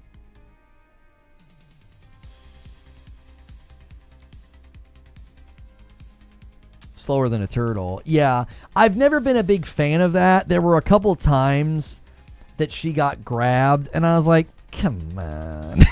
Like, I didn't die. I just got grabbed, which then eats into your resources. And I was like, whatever. Like, the guy was, like, on the other side of a bookshelf, and, like, he grabbed through, and it was like, he wasn't next to me. Sometimes it felt scripted. It was like, I think that was like it felt like a scripted grab. She got a good chunk of her blood drained. That might be why she moves so slow. Yeah, you know what? I forgot that could be a part of the reason why she's going so slow. Maybe they should have. Well, you know, I think you're right. I just forgot. They established that she's pretty weak when she first gets off of the thing. She's like lightheaded and like having trouble, you know, seeing straight. By the time you get to the central part of the building and you're navigating everything, it's hard to remember that happened. It's hard to remember that, like, oh yeah, you know, an hour or two ago she was, you know, she has a bit of a stutter. She was running slow at the start of the game. I wonder, if you compare how she runs at the start, was she running faster before that? I actually don't remember. I feel like I was faster in that hotel that you first go to investigate. I feel like I was running faster. Watching people campaign for Xbox to buy Take-Two for GTA 6 exclusivity is amazing. It's like we've learned nothing. Danny, I saw the clip that you're talking about. I think the most interesting thing about the clip is the idea that the shareholders would allow that. Do you have any idea the bloodbath that would happen at a shareholders earnings call if, let's just say hypothetically, let's just enter Delulu land here, and hypothetically, Microsoft writes an enormous check to purchase Take-Two. Take-Two accepts the offer. They would have to, if it was favorable to the shareholders, they would have to entertain and potentially even agree to the offer. So they accept the offer. Microsoft would then restrict GTA 6's reach to the incredibly small footprint of the Series X and the S, comparatively. Do you have any idea the bloodbath that would happen at the shareholders call? They'd be like, what did you do? You spent all that money and then you what? You took GTA 6 and didn't put it on PlayStation? The money loss, the revenue loss would be absurd. It would be absurd. There's no calculus that gets you to where that would make an ounce of sense. If they didn't do it with Call of Duty, I said they'll never do it with Call of Duty. They'll never make Call of Duty exclusive. The math doesn't math. They'll lose too much money. The shareholders will be furious. Imagine doing it with GTA 6. Imagine. Yeah, again, like I said, you got to enter Delulu land. Take-Two would likely not even do it. The check size would have to be ridiculous for the shareholders to be like, oh yeah, we need to take that offer. Because if it benefits the shareholders to that degree, you almost can't say no. You're going to get purchased. Microsoft would have to write a check, such an obscene amount of money. Like an obscene amount of money. And then they'd have to they wouldn't, if they don't ship the game on PlayStation, the money lost would be absolutely absurd. If they weren't willing to do it with Call of Duty, imagine them being willing to do it with GTA 6. Again, it's so weird to me why we get on these wavelengths with these games. It's just bizarre. I don't know. It's after all this time, the fact that people are still on this wavelength that like Microsoft can fight back and Xbox can return and we'll get exclusives. Like I'm shocked.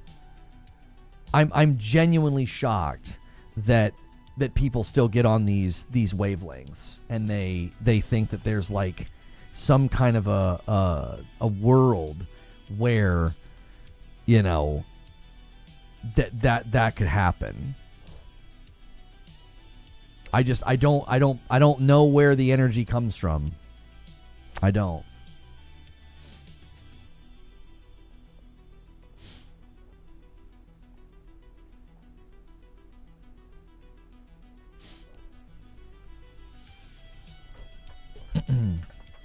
Microsoft's pockets could make GTA 6 exclusive. That's a good way to put a dent on PlayStation. No, I don't think you even interacted with anything I just said. Maybe you just got here. I'll state it again. They would never do it. The amount of money they would lose, brother, it would be absurd. There'd be no dent in PlayStation. Whoever made the decision would get fired. The shareholders would be like, we're suing you and we're firing you. I keep telling you, Lono, they're the Dallas Cowboys of gaming. Every year they won, and every year is going to be their year, no matter how bad it went. There is not a universe where Microsoft executives, Satya Nadella, or shareholders would be okay with that. Then the amount of money lost would be absolutely absurd. It would damage both, though, and damage Rockstar. The damage to PlayStation would certainly be there because they're obviously counting on the revenue from GTA 6. They're counting on that revenue. They're counting on it being a motivation for PS4 owners to buy a PS5. That is correct. The devastation to Xbox and Microsoft would be tenfold. It would be way more, 10 times more, because they're the one left holding the bag. They're the ones that would have to buy Take-Two, and then you'd be paying for all the production and all the operational costs of all those studios, and then you'd ship GTA 6 to Xbox only? Like, Jiminy Christmas. John with 49 months in a VIP. Let me add you to the total. I'm so far behind the 8 ball. I just finished your 2 shows about the Xbox stuff. I'm obviously baffled as to what's going on in that building. Thank you for 49 months. That's a lot of months. That's a lot of months. Thank you. You guys don't need to insult people. Just disagree with what they're saying. I completely agree with you. I'm just saying Microsoft has the deep pockets. Just they have poor leadership and decision making. Here's what I don't think people understand about the deep pockets mantra. The deep pockets mantra is what got Xbox into this situation to begin with. Oh, they got deep pockets. Yeah, they can afford to do this. They can afford to buy ABK. And they got deep pockets. They can make all those games exclusive. Where did the deep pockets of Microsoft get you? It got the brand indebted to the C-suite. It got the brand indebted to the shareholders. And now, the Xbox brand is completely different. No more exclusives. No big focus on hardware. Primarily going to function as a publisher. Why? Deep pockets came into the room, brother. The deep pockets mantra is what got them here. Like, oh yeah, Microsoft, man, yeah, deep pockets. They've got deep pockets. Look where it landed the brand. Look where it landed the brand. Everything they built the Xbox brand on has been jettisoned from the room. A focus on hardware, a focus on a walled garden, a focus on exclusives. It's all gone. It's my birthday, says EO Summation, but I'm not as old as my membership. 54 months. Guys, can we get some birthday wishes for Summation in the chat? Correct, bad decision making. Right, like imagine if they would have used those deep pockets to invest in their studios, grow their studios, hire a bunch of talent. Imagine if instead of caring about paying people benefits, they paid people benefits, didn't worry about walking people out the door every 18 months on a contract, and invested all that money into fostering studios that could flourish and grow and make great games. But instead, they don't want to pay people benefits because they're penny-pinching corporate raiders. So they don't pay people benefits, so they're walking people out the door every 18 months. It leads to 343 shipping an abysmal Halo, and every other studio that's functioning underneath that is going to be dealing with the same problems. So Microsoft's deep pockets are what got us here to begin with. I got to the Chained Ogre in Sekiro, and his vacuum grab BS made me uninstall the game. I don't have time for that. The Chained Ogre. Oh, his grab's really generous. You talking about the guy who's like in the stocks, up the stairs, right there at the beginning? You didn't make it very far. $70 billion invested into their big three. They'd be in such a different position of power right now. Oh my gosh. Yeah. Man, all that money, just half that money invested into like 343 and Halo and Forza and Fable. Yeah. The only way to save Xbox is to sell Xbox. Yeah, I don't think Strauss-Zelnick would sell to Microsoft. The only way you get Take-Two to sell is the valuation of the company would have to be like here, and the check would have to be way up here. It would have to be an offer they literally couldn't refuse. If the offer is that overestimated and that generous, that they overshoot the value of the company, the shareholders would insist that you sell. That's never going to happen. Microsoft's never going to write a check that big. They wouldn't be able to. As a company, you would never greenlight that amount of spending. You'd be like, what are you doing? They would never even get to that point. They would never even get to that point. The only way you buy Take-Two is with an offer that is so absurdly high that the shareholders are like, no, you must sell. This is going to increase our value so much. Like, the amount of money we're going to get is going to be insane. And then they'd all cut and run. Once the ink dried, they'd all be selling their shares and cashing out. It would be an absolute gutting effect. It'd be terrible. Microsoft will never sell Xbox. They don't sell things, they just kill them. Yeah, I definitely think that any future studios that are looking at closure, they wouldn't sell the studios or the IPs. They'll just close them.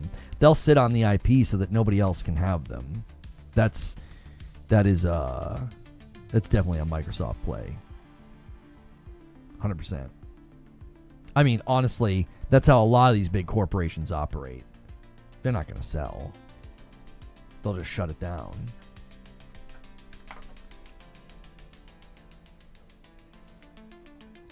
EA's value was about 35 million. It was bought for 55 million, for example.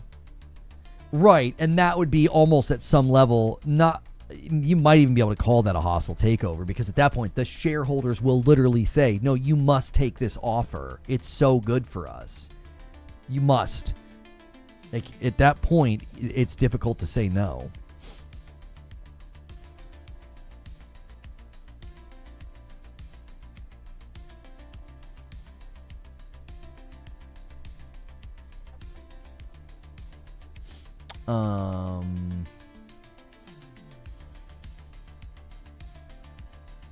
Basically, someone would have to be really stupid in order for Microsoft to purchase Take-Two. It would never get through all the paperwork. If you're going to spend that kind of money, it would never get approved. It would never get approved. Like, you would never get that approved. Nobody at Microsoft would say, "Oh yeah, let's do that." Satya wouldn't agree to it. Wouldn't push for it. If for some strange reason he did, it wouldn't get approved. He can't just pull a checkbook out of his back pocket and be like, "Here you go, $100 billion. We want Take-Two." Like, you understand what I'm saying? Like, that's not something he can do. The Microsoft as an organization would not approve that level of spending. They wouldn't. And then when you make that level of spending, the second thing that they would do, according to this idea, would be to make GTA 6 exclusive. The money they would lose would be absolutely, I don't even know what to say. There's no other words than I've used. It would just be, the level of loss would be absurd. Absolutely absurd. You have to have business impetus for that level of purchase and that level of spend. There'd be no business impetus. There wouldn't be. Deep pockets equals deep returns in one way or another. I'm not sure what you mean. Yeah, the next question is, how are you getting my money back? That's right.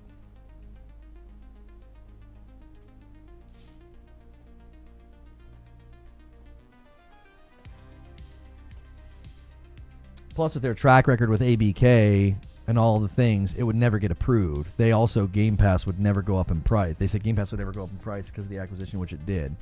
Yeah, I don't think they said it would never go up. They said that Game Pass would not. The way they phrased it was so funny. If you remember when we read that, I tried to tell people that they were using really slick phrasing to say, like, Game Pass would not go up in relation to the money that they spent. Wait, Ecstasis is saying there will be no console reviews for Crimson Desert until after launch. Has that been confirmed? Is this true with respect to the console access that was given to Digital Foundry? Will we legit not be able to see console gameplay prior to launch?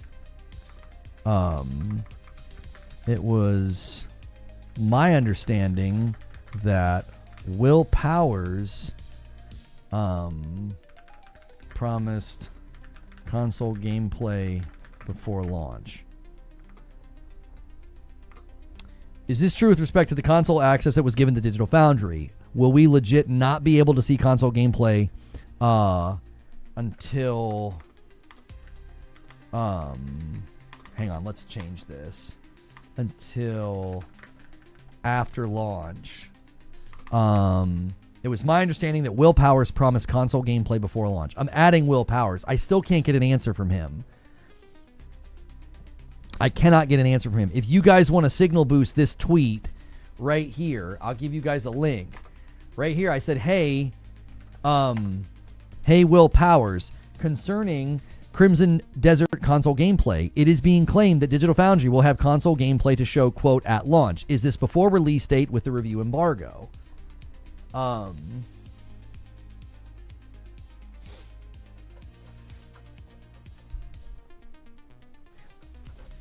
I'm waiting for an answer. If you guys want to signal boost that, retweet that, and say, hey, we would like an answer here or something.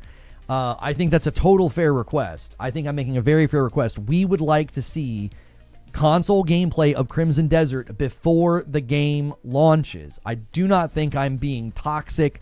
I don't think I'm saying anything that's like out of bounds.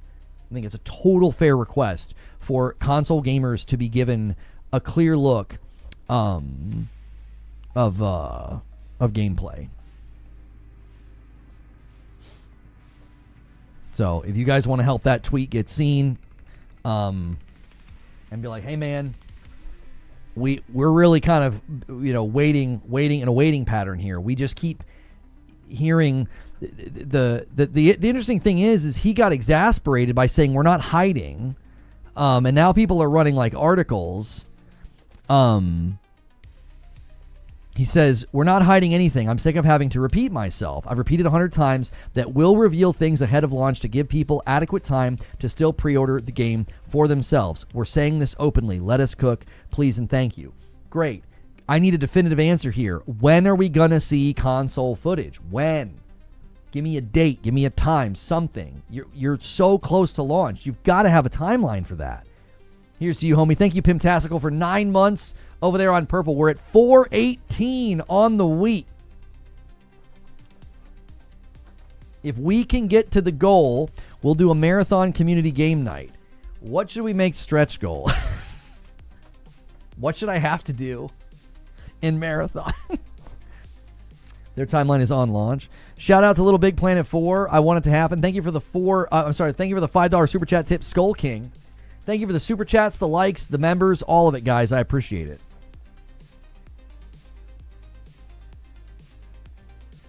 I think it's a good time to remind everyone that it's literally that homie's job to repeat himself.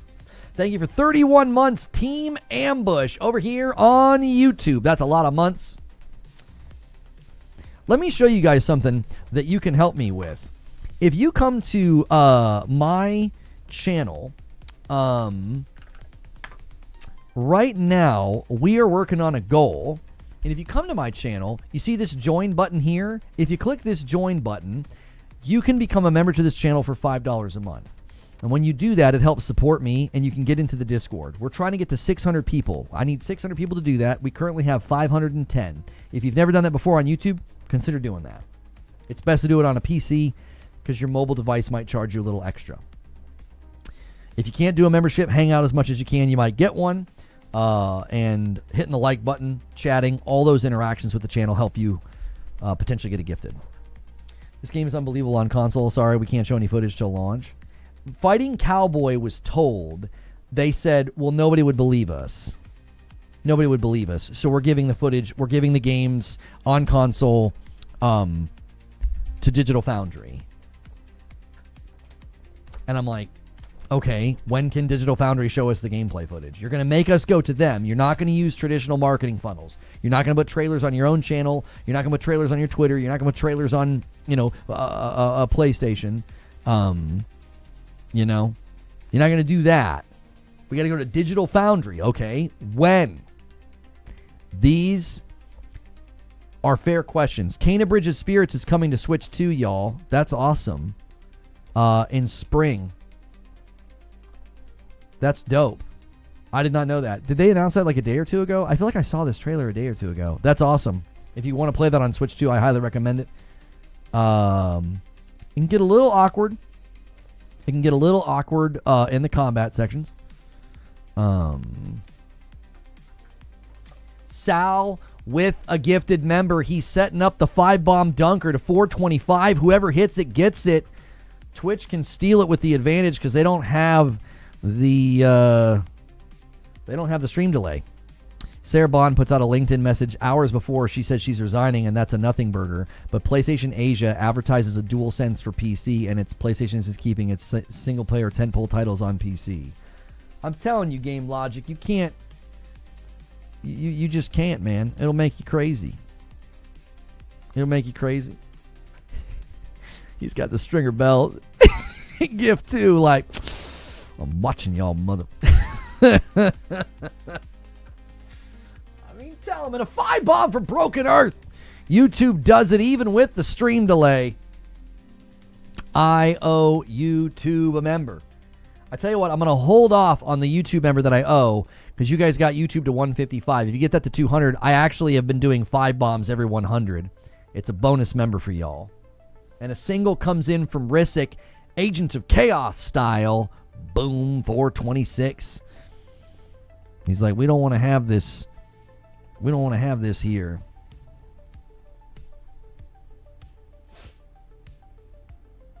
Getting these vibes with Crimson Desert. CD Projekt Red admits it chose to hide Cyberpunk last-gen console footage. Yeah. I'm getting those vibes. I am. If you gave the exclusive to Digital Foundry, come out and say that publicly. Don't let us learn this secondhand through Fighting Cowboy. If Fighting Cowboy wouldn't have asked that question, we'd all still be in the dark, by the way. They haven't come out and said any of this on their own. They haven't. Will Powers hasn't said that. He's a PR guy. We only know this because Fighting Cowboy asked the question at the preview event. If he wouldn't have asked that question, we would still be in the dark. We'd be sitting here like, I don't know. Are we going to get console footage or not? At this point, my gut says I don't even think Digital Foundry can publish that content before launch. I don't think they're able to. I think they're going to have to do it after. They don't want people to see. What did Fighting Cowboy say? He said that he was at the capture event for Crimson Desert, and he specifically asked and said, what about console gameplay? And they told him that nobody would believe them, so they're giving the game on console to Digital Foundry, and Digital Foundry will have footage of console gameplay at launch. We don't know what that means. PlayStation put out a blog yesterday about performance. Yes, and I reached out to Tom Henderson of Insider Gaming. I was like, you guys wrote an article. It seems like PlayStation played it on the somebody from PlayStation played Crimson Desert on a PS5. They didn't say that in the blog. The PlayStation blog, I actually think, is bad. It's basically an advertisement for the game, and it is worded to make it seem like they played the game on PlayStation, and they didn't. They did not. They did not say that, but it's leaving people thinking that. I'm really, really upset at the marketing of this game, and I'm really, really upset that PlayStation is capitulating. I really don't like it. I don't. They allowed 30 minutes of PC gameplay to be uploaded to their YouTube channel. The first one didn't say it was PC footage until the very end. And now PlayStation's putting out a blog that reads like, oh, they played it on PlayStation. No. They were at a capture event and played on PC like everybody else. But the game's going to run fine and it's really optimized, okay? The game's 10 days away and you don't have an optimized version for somebody to play and capture at your event on PlayStation. You right now can't do it yourself. You can't boot up the game on a PlayStation or an Xbox, record footage and upload it to YouTube. You can't do that. A $5 super chat from Broken Earth. Wait, are they saying no console footage will be available before launch? I play on PC and I'll amplify that tweet because that's nonsense, suspicious. I can't get a solid answer. I cannot get a solid answer. We don't know. Will Powers said something to the effect of like, we will make all available or something. Let me give you the phrasing.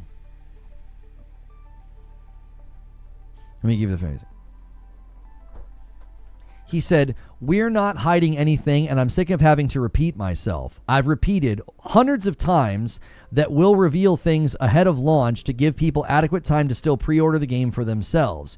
We're saying this openly. Let us cook, please, and thank you. End rant. First of all, I can't find the hundreds of times he said this.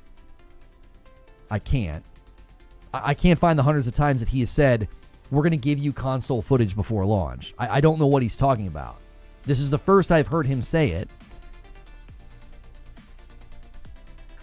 You know what I mean? Now, Colt Eastwood replied and said, you guys have shown PS5 footage quite a few times. Do people pay attention? I actually think he is the one who should be paying attention here. They have not shown PS5 footage multiple times. There is one trailer. It's 1 minute and 40 minutes. It's 1 minute and 40 seconds. And it claims that it was captured on PS5 Pro. It doesn't show any uncut gameplay. It's highly, heavily edited. There is no PS5 footage that I can find anywhere. That trailer isn't really footage. It's a trailer. It's heavily edited, and it claims it was captured on the PS5 Pro, not the base PS5. So even in that tweet, Colt's incorrect. There hasn't been multiple times of PlayStation 5 footage. There hasn't been. That is untrue. They wouldn't let PlayStation play the PlayStation version. They told PlayStation how it would run on PlayStation, or at least that's how the PlayStation blog read. Exactly. And as Eugene is saying, this is a very simple ask. Nobody is being unreasonable about this. Nobody. If you want people to pre-order the game right now, you've got multiple trailers on the PlayStation channel, a channel with millions of subscribers, and you're saying, hey, pre-order the game for these pre-order benefits, and you haven't shown them footage of the game on their console, I think that's ridiculous. I think it's ridiculous. And this idea that, like, well, nobody would believe us, so we gave it to Digital Foundry. Oh, that makes total sense. You allegedly have achieved something so grand and so wonderful and so impressive on the console that nobody would believe you, and you're not using that in your marketing? Sure, Jan. Yeah, that makes total sense to me. Yep. That makes sense. I always, when I'm going to market something, don't use something that is so good that nobody will believe it. Do you understand that the general gaming public wouldn't think anything of it? They wouldn't be like, I'm waiting for Digital Foundry, or be like, oh, I don't believe you. This is a vertical slice. The average public gaming person doesn't even know what a vertical slice is. If you have an impressive trailer, impressive gameplay on console, the average gamer would be like, that looks amazing, I'm buying that. Do you want to know why I think that? Go look at the comments on all the footage of the first trailer when nobody realized it was PC footage because they didn't tell you until like the final seconds of the trailer. Go look at the comments. Everyone's blown away. They're like, oh my gosh, this looks incredible. So if you trotted out gameplay footage on the console that looked amazing, that's what people would do. They would say, oh my gosh, this looks amazing.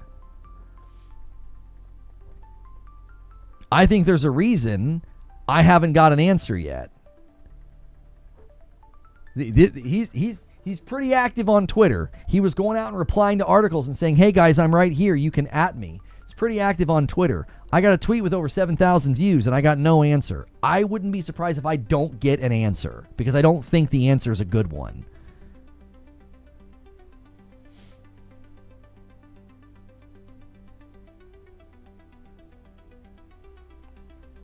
If Resident Evil Requiem announced it sold 5 million copies today, then Marathon must have sold 6 million. No, that's not how that works.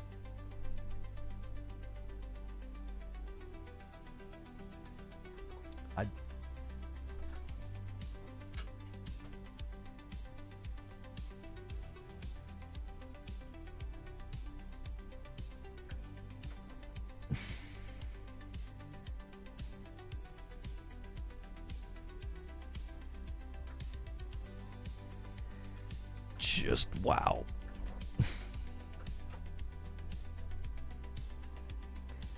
That's not how those charts work, boys. The question is it going to be Cyberpunk Level Bad? Read the hashtags. It says this is a joke. Oh, good night. I was like, you can't be serious. I didn't see the hashtag that said this is a joke.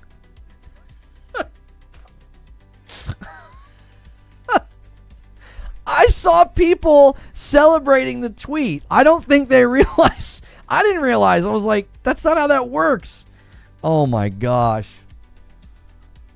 Oh my lands. I saw people celebrating that. They were like, yeah, man. I was like, oh my gosh. They swallowed the onion and so did I. I was like, brother, that's not how those charts work. Dear Lord.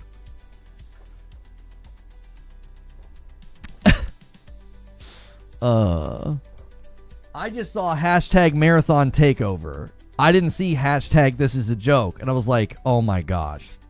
Like, oh man. Are you looking for the 007 game? If the 007 game runs really, really well, the recent trailer I thought looked really, really good. I thought it looked really, really good. I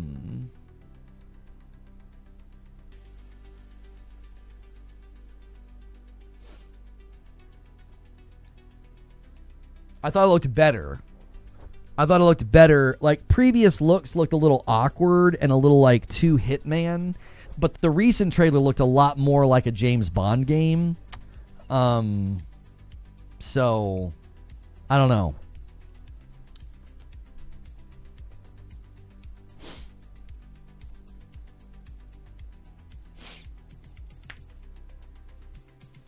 It's hard to tell parody these days. I mean, it is because, like I said, I saw hashtag Marathon Takeover. I didn't see because it, like, you know... This is a joke was like down a line, and I was like looking at the charts, and I was like, you can't be serious. That's not how these charts work. Meanwhile, the collector's edition for Crimson Desert's out of stock in some countries. It's not surprising. There's that game. That game is getting some hype. It's getting some momentum. People are pumped. That preview event did its job. A lot of people were coming back, showing the trailers, not showing trailers, I'm sorry, showing gameplay, and they're like, well, this game's awesome.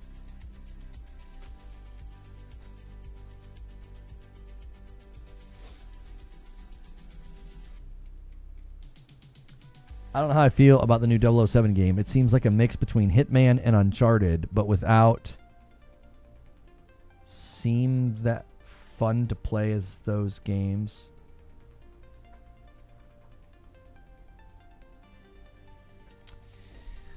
I think it'll be an interesting mix to have, like...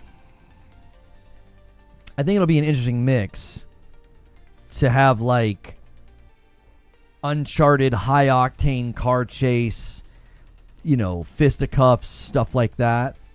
And then to be, like, sneaking slowly through a place and, like, looking for a piece of paper.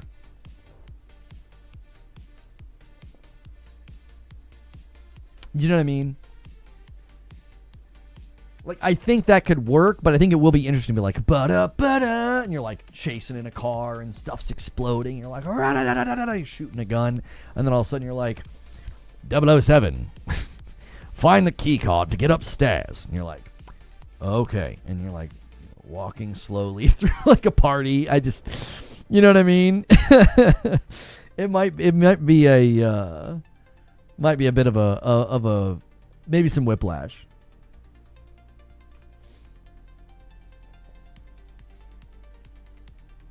You're controlling a plane and shooting dudes. That's control type stuff, huh? I'll be happy if it runs at Where Winds level type of graphics. I just don't trust Pearl Abyss though. Daniel Camillo says the point is it's not up to Sony to decide what the destiny of these games are unless Sony becomes the publisher or directly negotiates a deal. Whether the games release on PC is totally up to the developers. China Hero Project games are not games owned by Sony. But I think they are publishing the games. Oh, they're not. They're just assisting. I did not know that.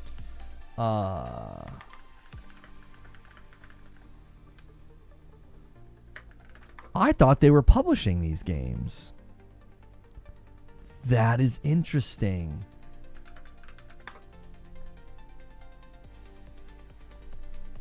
Homies, this is interesting to me. I did not know that PlayStation... So PlayStation's like assisting with publishing and marketing, but they're not like the publisher of these games. AI Limit, Fist, Awaken Astral Blade,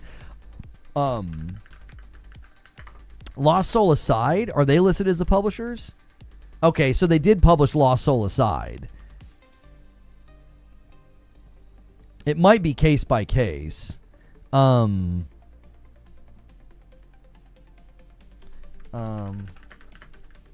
It might be case by case as well. It looks like Lost Soul Aside was published by Sony. while others, they are just assisting with development, publishing, and marketing. I think it might be case by case. It looks like Lost Soul Aside was published by Sony, while others are just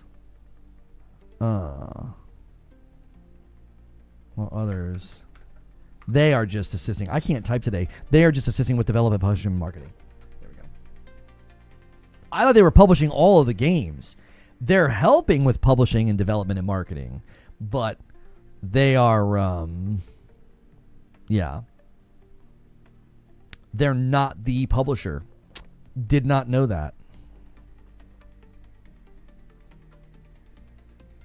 Give me a 006 game with Sean Bean, voiced by Troy Baker. I don't understand. Why wouldn't you just have Sean Bean voice? Huh? Why wouldn't you just have Sean Bean? I don't know.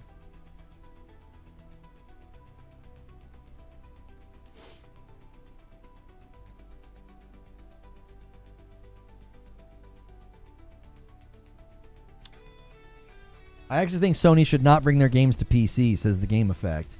I've seen so many PC gamers say they won't get a PS5 because the games are coming to PC. Well, here's what I always said, The Game Effect. I always said what it came down to was the conversion percentage. The Steam user base is enormous. So if you can get a small percentage of them to buy PlayStations every year, that's actually really good for PlayStation. Right? That's actually like really, really good for PlayStation. The question was, I think, over time, were they continuing to get that conversion? And I think the conversion rates were slowing down. Ultimately, that's what I said. That's what I think happened. Right? They were looking at it and saying, hey, we're doing this. First couple of games sold really well. They were getting new user acquisition. As a business, they're like, this is really important. Because for me, I actually said this morning in my show open, I'm bummed about this. I wanted SAROS to go to PC, and I wanted Yotei to go to PC. Because I liked more people getting to play those great games. And I thought, hey, that's better for the developers. And I like those developers. I want them to get more money and more funding and, to have a stronger standing in the market. So I actually liked the games going to PC. It didn't bother me at all. But I think PlayStation, from their perspective, which this isn't my perspective, this is their perspective. Their perspective was, yeah, we're not getting the thing that we wanted to get out of it. We're not getting tons of money. It was like, 1% of their annual revenue or something was coming from PC. Like, they weren't getting much from it. Single-digit percentages are worth it if you're getting people to convert. Because if they convert to a PlayStation, everything they buy on that PlayStation gets money from it. That's something that Jason Schreier said, like, in response to his in his own post and article. So, like, their perspective is, this is worth doing if we're getting new user acquisition. For me, I was like, yeah, great, get new users. It makes the platform stronger. That's good for you, PlayStation. Awesome. But for me, it was like, I loved seeing games go to PC. I was like, buy Returnal, buy Ghost of Tsushima. I encourage people to do that all the time. Because to me, it didn't matter. Like, I wasn't like, oh, I'm so upset exclusives are going over there. As long as the games were focused on being as good as they possibly could be, so that when I sit down in my living room, I've got a game, like Wolverine and SAROS this year, right? Like, oh, wow, these games are built for PlayStation and they're PS5 Pro Enhanced. That benefits me because that's where I game, right? Those games going to PC later doesn't do anything to me as long as I get a good game at launch. That's how I always looked at it. From my perspective, it was like, I don't care if they go to PC because that doesn't do anything to me. Returnal was amazing. It going to PC didn't do a thing to me. I wished it would have done better on PC. I thought it was going to crush it because it was a rogue. But, so I'm bummed that they're doing it because I'm like, oh, man, I was always telling people, hey, those are great games. Go buy them. that's good for the developers. That's good for, the franchises that I love. If you really, really like certain games, you want those games to continue. I think that's a fair assumption, So, it's a bummer, Bit off topic. What time's the marathon official release? In about 10 minutes, which means I do need to take a quick break. I'm going to take a quick break. We're going to come back down. We're going to make sure I can get into the game and not sit in a queue. And as long as we're able to get in, we'll redirect, start a new stream, and we'll play for a little bit. We're going to see how the onboarding feels when we know what we're doing instead of like when we went in blind the other day. So we'll see how it goes. But I need a quick break before we do that. So keep it here. Don't go anywhere. Try to get us to 400 likes. We're actually really close to 400 likes. Hit that like button and consider clicking the join button and helping us hit our goal as well. And we'll be doing a marathon community game night on Saturday night if that gets to 500. If we hit a stretch goal, we'll have to come up with some pain. Maybe I have to play.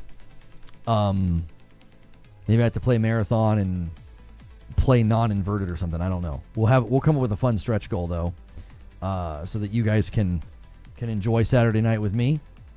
I get your view. I do agree, Lono, says SDO with a £5 super chat, but I also like the fact that PlayStation is going back to its roots. Has the Steam Machine played a role?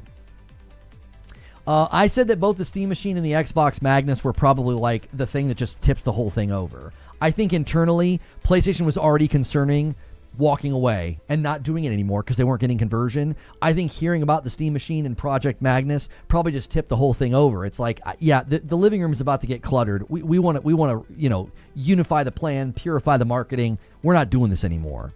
I don't think that's the reason they did it. I don't think they're like scared of the Steam Machine or the Magnus, but I think they played a role. $5 super chat from the Big Pac Van. Schreier's article sounded like a pivot was just recently done with canceling ports. Agreed. It sounded like the Yotei one was canceled like in the last couple of weeks. Or recent weeks. Yeah. Marathon will be issuing takedowns for any data mined unrevealed content. Really? I could see them putting failed games on PC. Ratchet & Clank didn't make a profit until it was on PC. I don't think that that's true. I don't think that was ever reported. Where did you see that claimed? That Ratchet & Clank didn't make profit until it was on PC? It didn't even sell that well on PC either. I feel like what you're saying isn't true. I need a quick break, though. I'll be right back.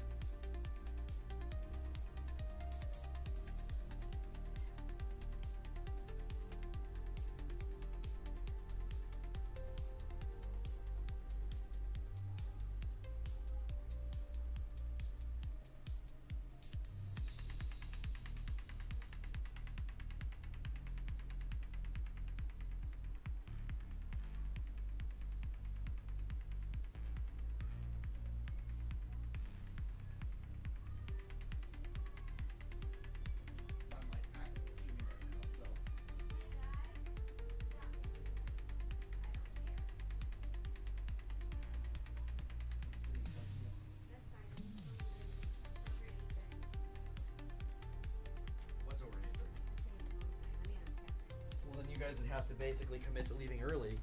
Because what are you going to get to this thing? You're going to get to the birthday thing at like 8:45. Did he cite the thing about Ratchet? I can't imagine Ratchet and Clank tipping over into profitability just by shipping on PC. It was in Insomniac's documents. Total profit $8 million. ROI was negative 10%. But was that information outdated by the time we saw it, though? Ratchet & Clank Rift Apart has sold over 3.9 million copies, according to leaks from Insomniac Games' data breach. The title was profitable, generating $145 million in revenue. Part 2 by February 2022, within 9 months of release, against an $81 million budget. Yeah, it sounds like you're wrong. It sounds like your claim has been falsified. Like I said, that information might have been outdated. That could have been a leak of something that, like, maybe initially it wasn't doing as well as they wanted, but then over time and then it was. There's no way that game shipping on PC flipped it over into profitable. They didn't even sell that many copies on PC either. It didn't do that well on PC. It didn't. It was another one that just did not get a whole lot of momentum at all. I don't know what to tell you. I don't think what you're saying is true. I'm going to drag this over here. Hang on.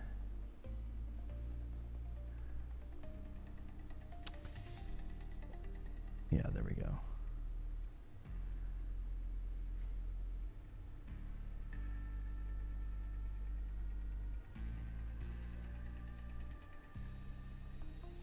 I blocked the guy yesterday.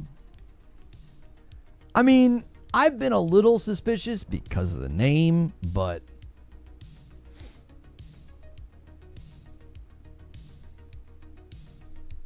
and chat contributions have felt a little trollish. Let's see.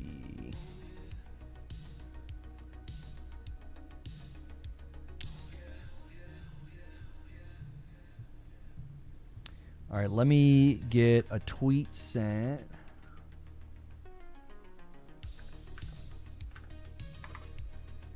They didn't even sell 1 million copies on PC. Stop this. That's what I'm saying. The idea that, like, yeah, Ratchet and Clank wasn't profitable until it went to PC. I'm like, it didn't do that well on PC. There's no way that that's like what tipped them over into being profitable. Also, somebody already Googled it and found results that they did make a profit. They sold enough. Like, I don't understand.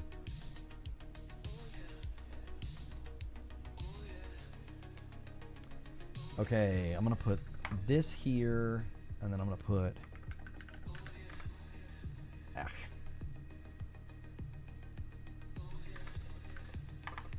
that there, that there. Okay. So, also, let me change the thumbnail on this.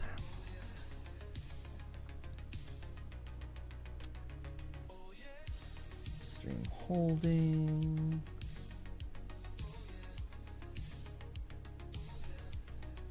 Save image.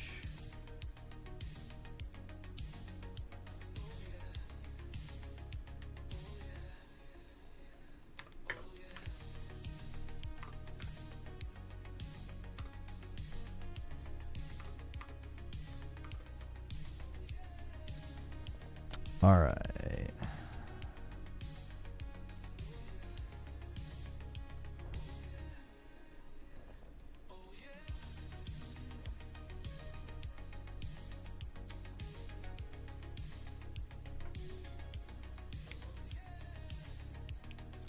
You can find the sheet online.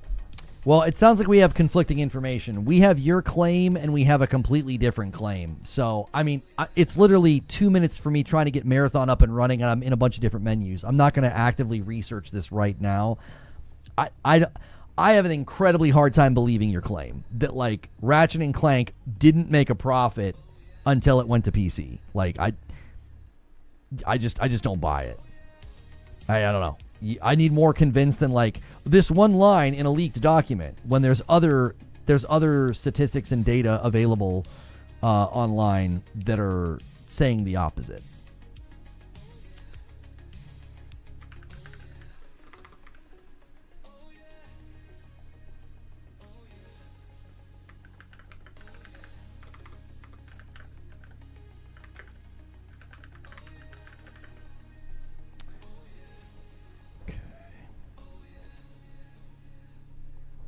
All right.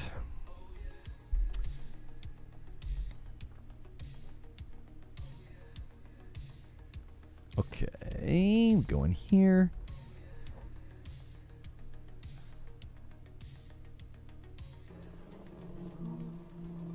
All right, I'll give you guys a link.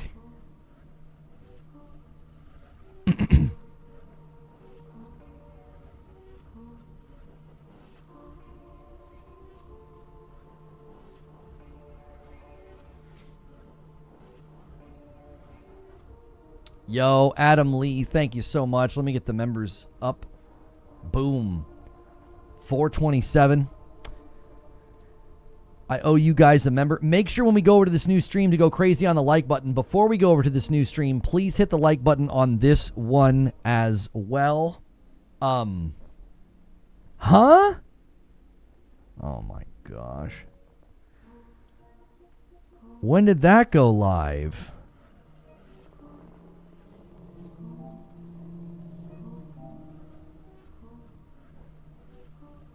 I didn't realize there was an update. I downloaded this like literally this morning before I came into the office.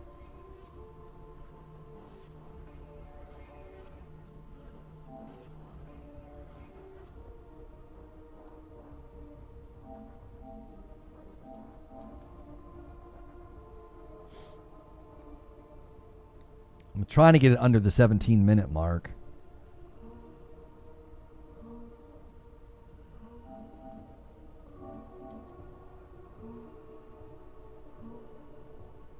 Doesn't look like I'm going to be able to.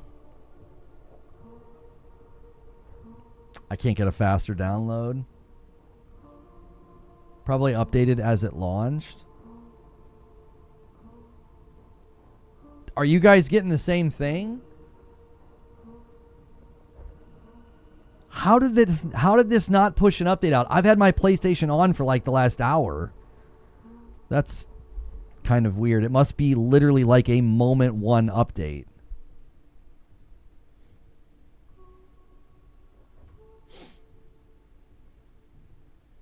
All right, I'll tell you what. I don't want to listen to their creepy music for the next 15 minutes. You can't launch yet? Okay. You're not home to check? That's such a skill issue, Sven. What the frick, dude? Not home. Whatever, dude.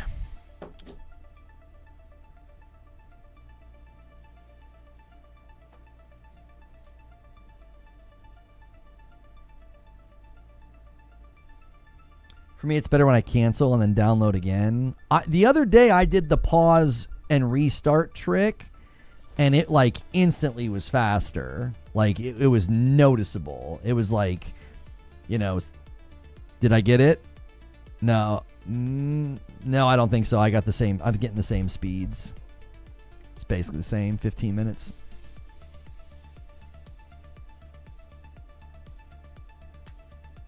Always said check update on launch days. I'm in and didn't need an update. That's so weird. I downloaded the game literally when I was making thumbnails this morning. Like, it wasn't like I did it like a day or two ago. I literally did it this morning.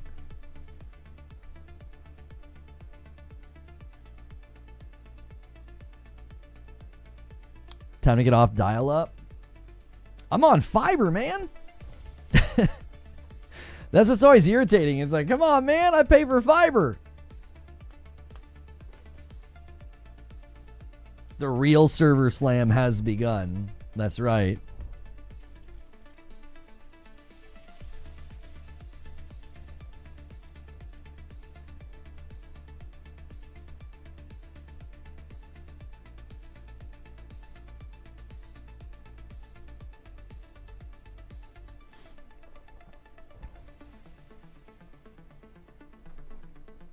What fiber do you have? ATT 1 gig. Pause and resume usually speeds this up for me. I've tried a couple times. I think the issue that we're dealing with is everybody's trying to download it.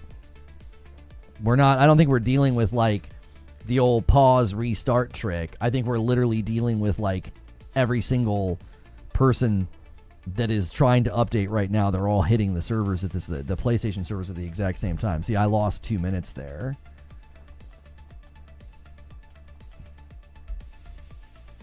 Got to get back down to that 12-minute. Go. Keep going. Yeah, I'm just going to stop messing with it. If you update your DNS settings, that would help. I had slow speeds, but changing my DNS and the system settings helped improve. I think I've got it on. I have it on manual. Advanced settings. Yeah, I have it on manual. I have primary DNS is 111, and then I have the secondary is the 888. What one do you use? I have the 4 1s and the 4 8s. Yo, DP Sage, it's finally time. Let's see what kind of future marathon we'll have.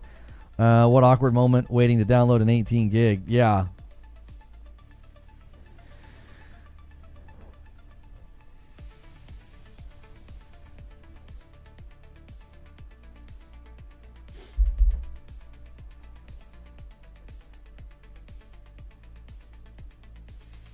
Thank you, DP Sage. Let me add you to the total.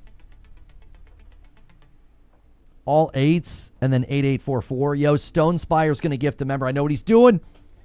Stone Spire's trying to bait a 20 bomb. He's going to do one more to 430. Get ready, y'all. I could try all 8s because I think the 1s are like Cloudflare and I think the 8s are Google, isn't it?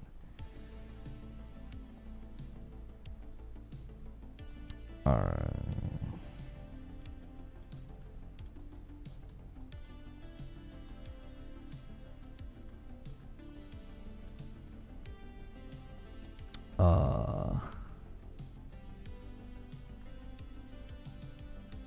Connecting to network. Connecting to the internet. Connected. All right, we'll see if that's any faster.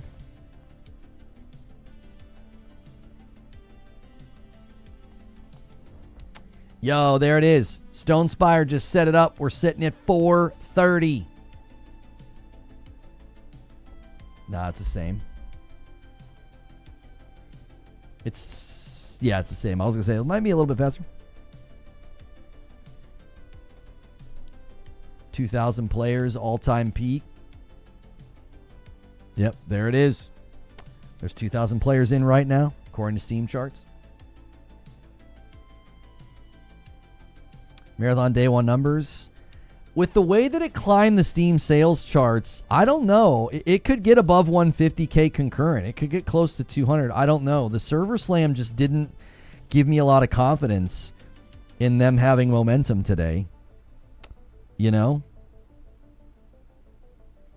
I just wasn't super confident. It was free and they just didn't get a lot of momentum. So I don't honestly know.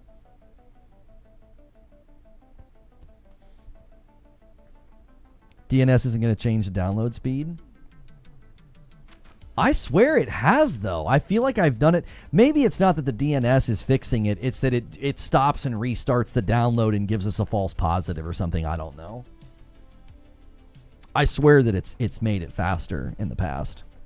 Yo, welcome back. Luke is sharing. Thank you for doing a member plus, getting us to 431.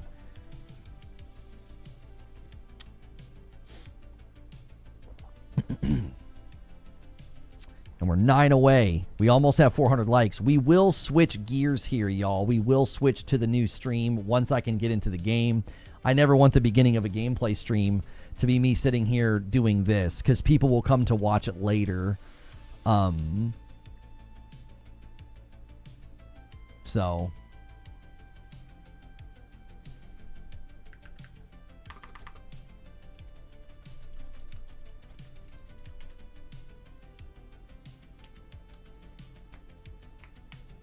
I would have expected that the player count would have increased over the course of the free weekend. That's not what we saw. Everybody said that was because the stuff wouldn't carry over, but like we've had this discussion a lot, right? I kept saying there would have been more players, like new players would have been jumping in, right? Like I don't know. That's just my logic on it. It's a big new Bungie title. Why would there not be new players at least trying it out? Shroud, the game doesn't run as well as the server slam. Wait, why is Shroud saying that? Is he memeing or is he being serious? No, Arc Raider stuff did not carry over either. Escape from Roblox, let's go. Yeah.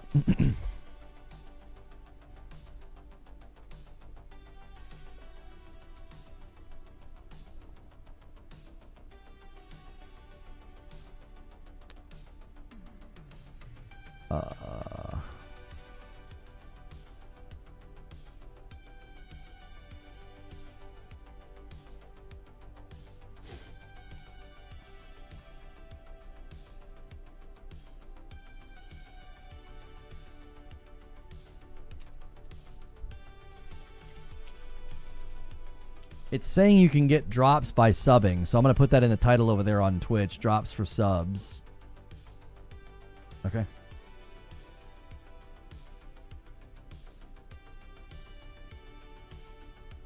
Broken Earth says, suppose Marathon doesn't do well at launch and struggles for a couple of months. How long do you think the runway is for Bungie and Marathon with Sony?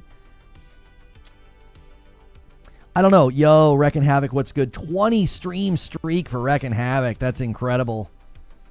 That's incredible. 38K. Yeah, they just hit 38K on the Steam charts. Yeah, I think at 38K already, I don't know. That's fast. I feel like they're going to pass. I feel like they're going to pass the slam, the server slam. I feel like they could get close to 200 because that's really quick.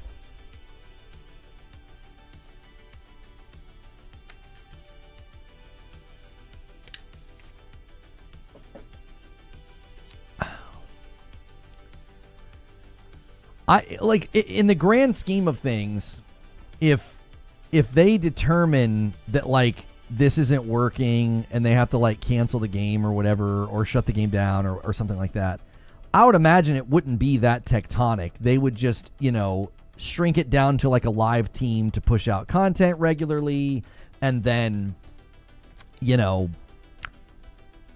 after that I think they would probably just move people to Destiny 3. I mean, I don't think it would be like they would like, I don't think they would like just turn the lights out, if that makes sense. I don't think they would do that. I think they would just, gear down a live team to support it and do updates and seasons. Everybody else would just move to Destiny. If that happens. I think their behavior on the Steam charts with sales and the player numbers this weekend will give us a pretty good indication whether or not they have a core audience. The way it's climbed the Steam sales charts, I've told people since it started doing that over the weekend, I was like, I would take some comfort in that. It looks like they found a core audience. It looks like they're not just going to be a fizzle out. I still don't think it's going to have broad appeal, and I still think it's going to struggle with re-engagement. But if it can get a core audience, that'll be enough. They should be able to make enough money to keep it going. I don't think it's a high... I think the estimates about the budget and stuff have been largely overestimated. I think they've been largely overestimated. I think they'll do well day one, but after that...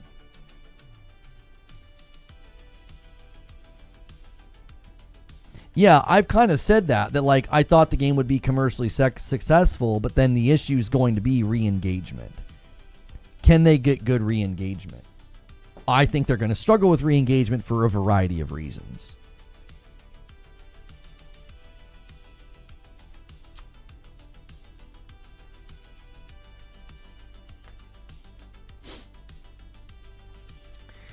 Yep, almost 3 minutes, boys. 3 minutes.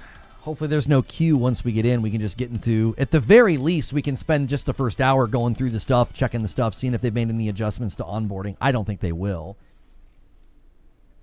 The game will have cost over $100 million easy with 300 devs. 1 month, and I believe the numbers will drop, says Red Rider. I think this can hold a player base of around 40K. That would be good for this type of hardcore extraction shooter. The thing to watch today, to me, okay, I want to see two things. How high does the concurrent number get on Steam, right? How high does the concurrent number get on Steam? And secondarily, how long can it, like, stay up there? Like, does it suffer a quick drop like the server slam? The server slam felt like a pretty quick drop. It was like, oh, wow, people are bouncing. So,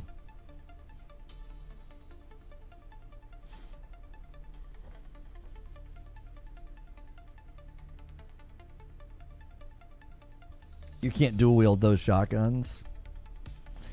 Yeah, well, Timmy's going to try. Super, super close. Guys, keep hitting that like button over here on YouTube. Thanks, everybody who's watching over on Twitch as well. We are almost in.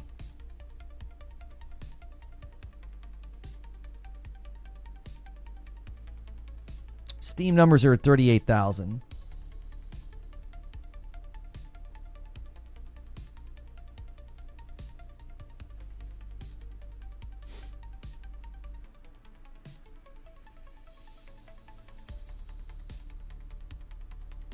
This isn't as good as Orbit. I'm sorry. I'm doing my best, Kevin. There's only so much I can do with the download screen. I apologize. Sorry, boss. Sorry, boss.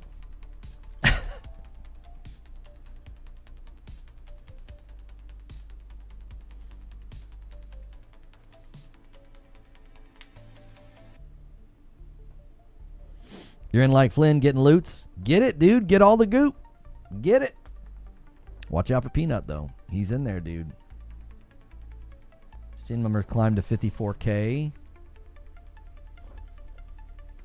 Okay. Good start for the first 15 minutes. Good start.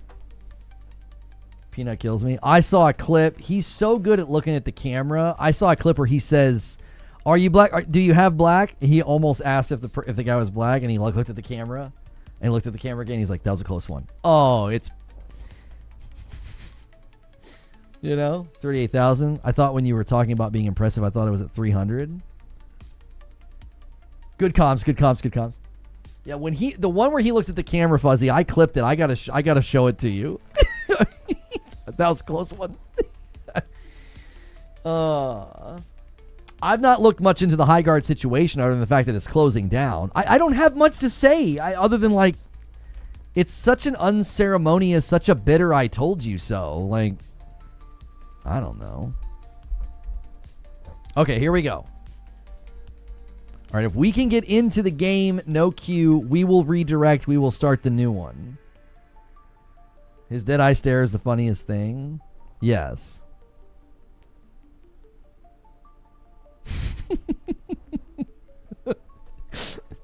Yeah, he's good. He's good, man. He's funny. He's a funny dude. He steals his own teammates' loot. Yeah. His, that time he did that was so funny. He's like, behind us. You know what I mean?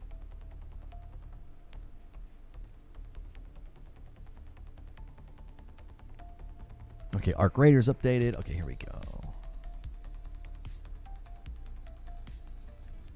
Okay, I know how to do this time.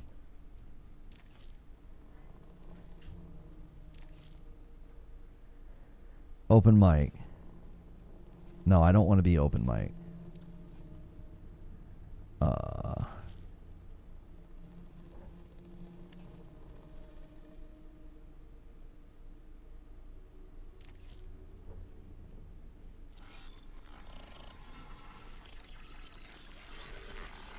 Didn't we see this already?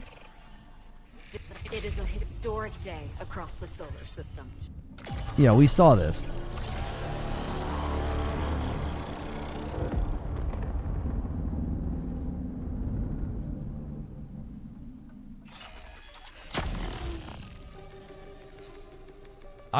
My name is still redacted.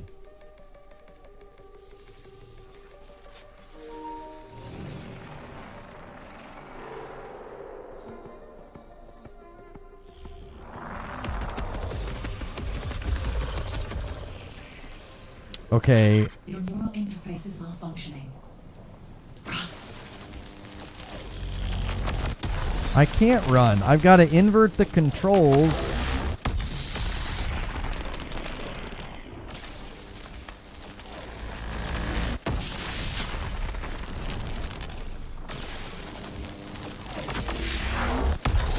Here, I'm going to get inside so we can switch streams. That's such an obnoxious start. It's like, meow. Your Okay. perception matrix has been damaged. Your shell too. Search the area for repair supplies, while I'll find a way to access the colony systems. All right, we're getting ready to go. We're going to have to switch streams over here on YouTube. Here, I'm going to give you guys a link on YouTube. Please click the link and join me over there. Join me over there. Get over there and go crazy. Go crazy on the like button, please. Let's see here. I got to feature the video and then give you guys a link. I don't want the start to be bad, so I'm making sure everything is set. I don't want to have to bumble with anything once I'm over there.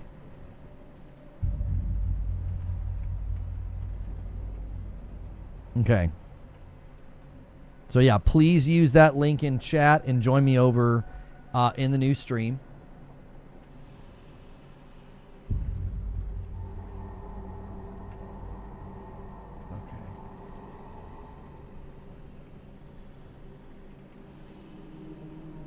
Okay. I think I have redirect set up. I do. Okay, here we go.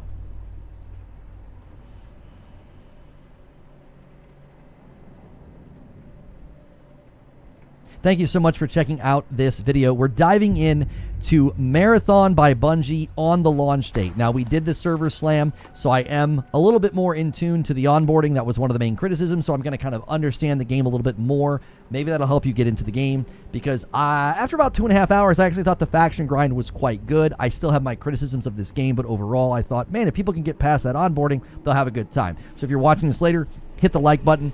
Hit the subscribe button. I am not a top tier player, so if you get further into the video and I'm like having a hard time fighting other players and stuff like that, that's normal. I'm not a top tier PvP player at all. I'm going to end the previous stream where we were talking about PC strategy with PlayStation, and thank you guys so much who were a part of that stream.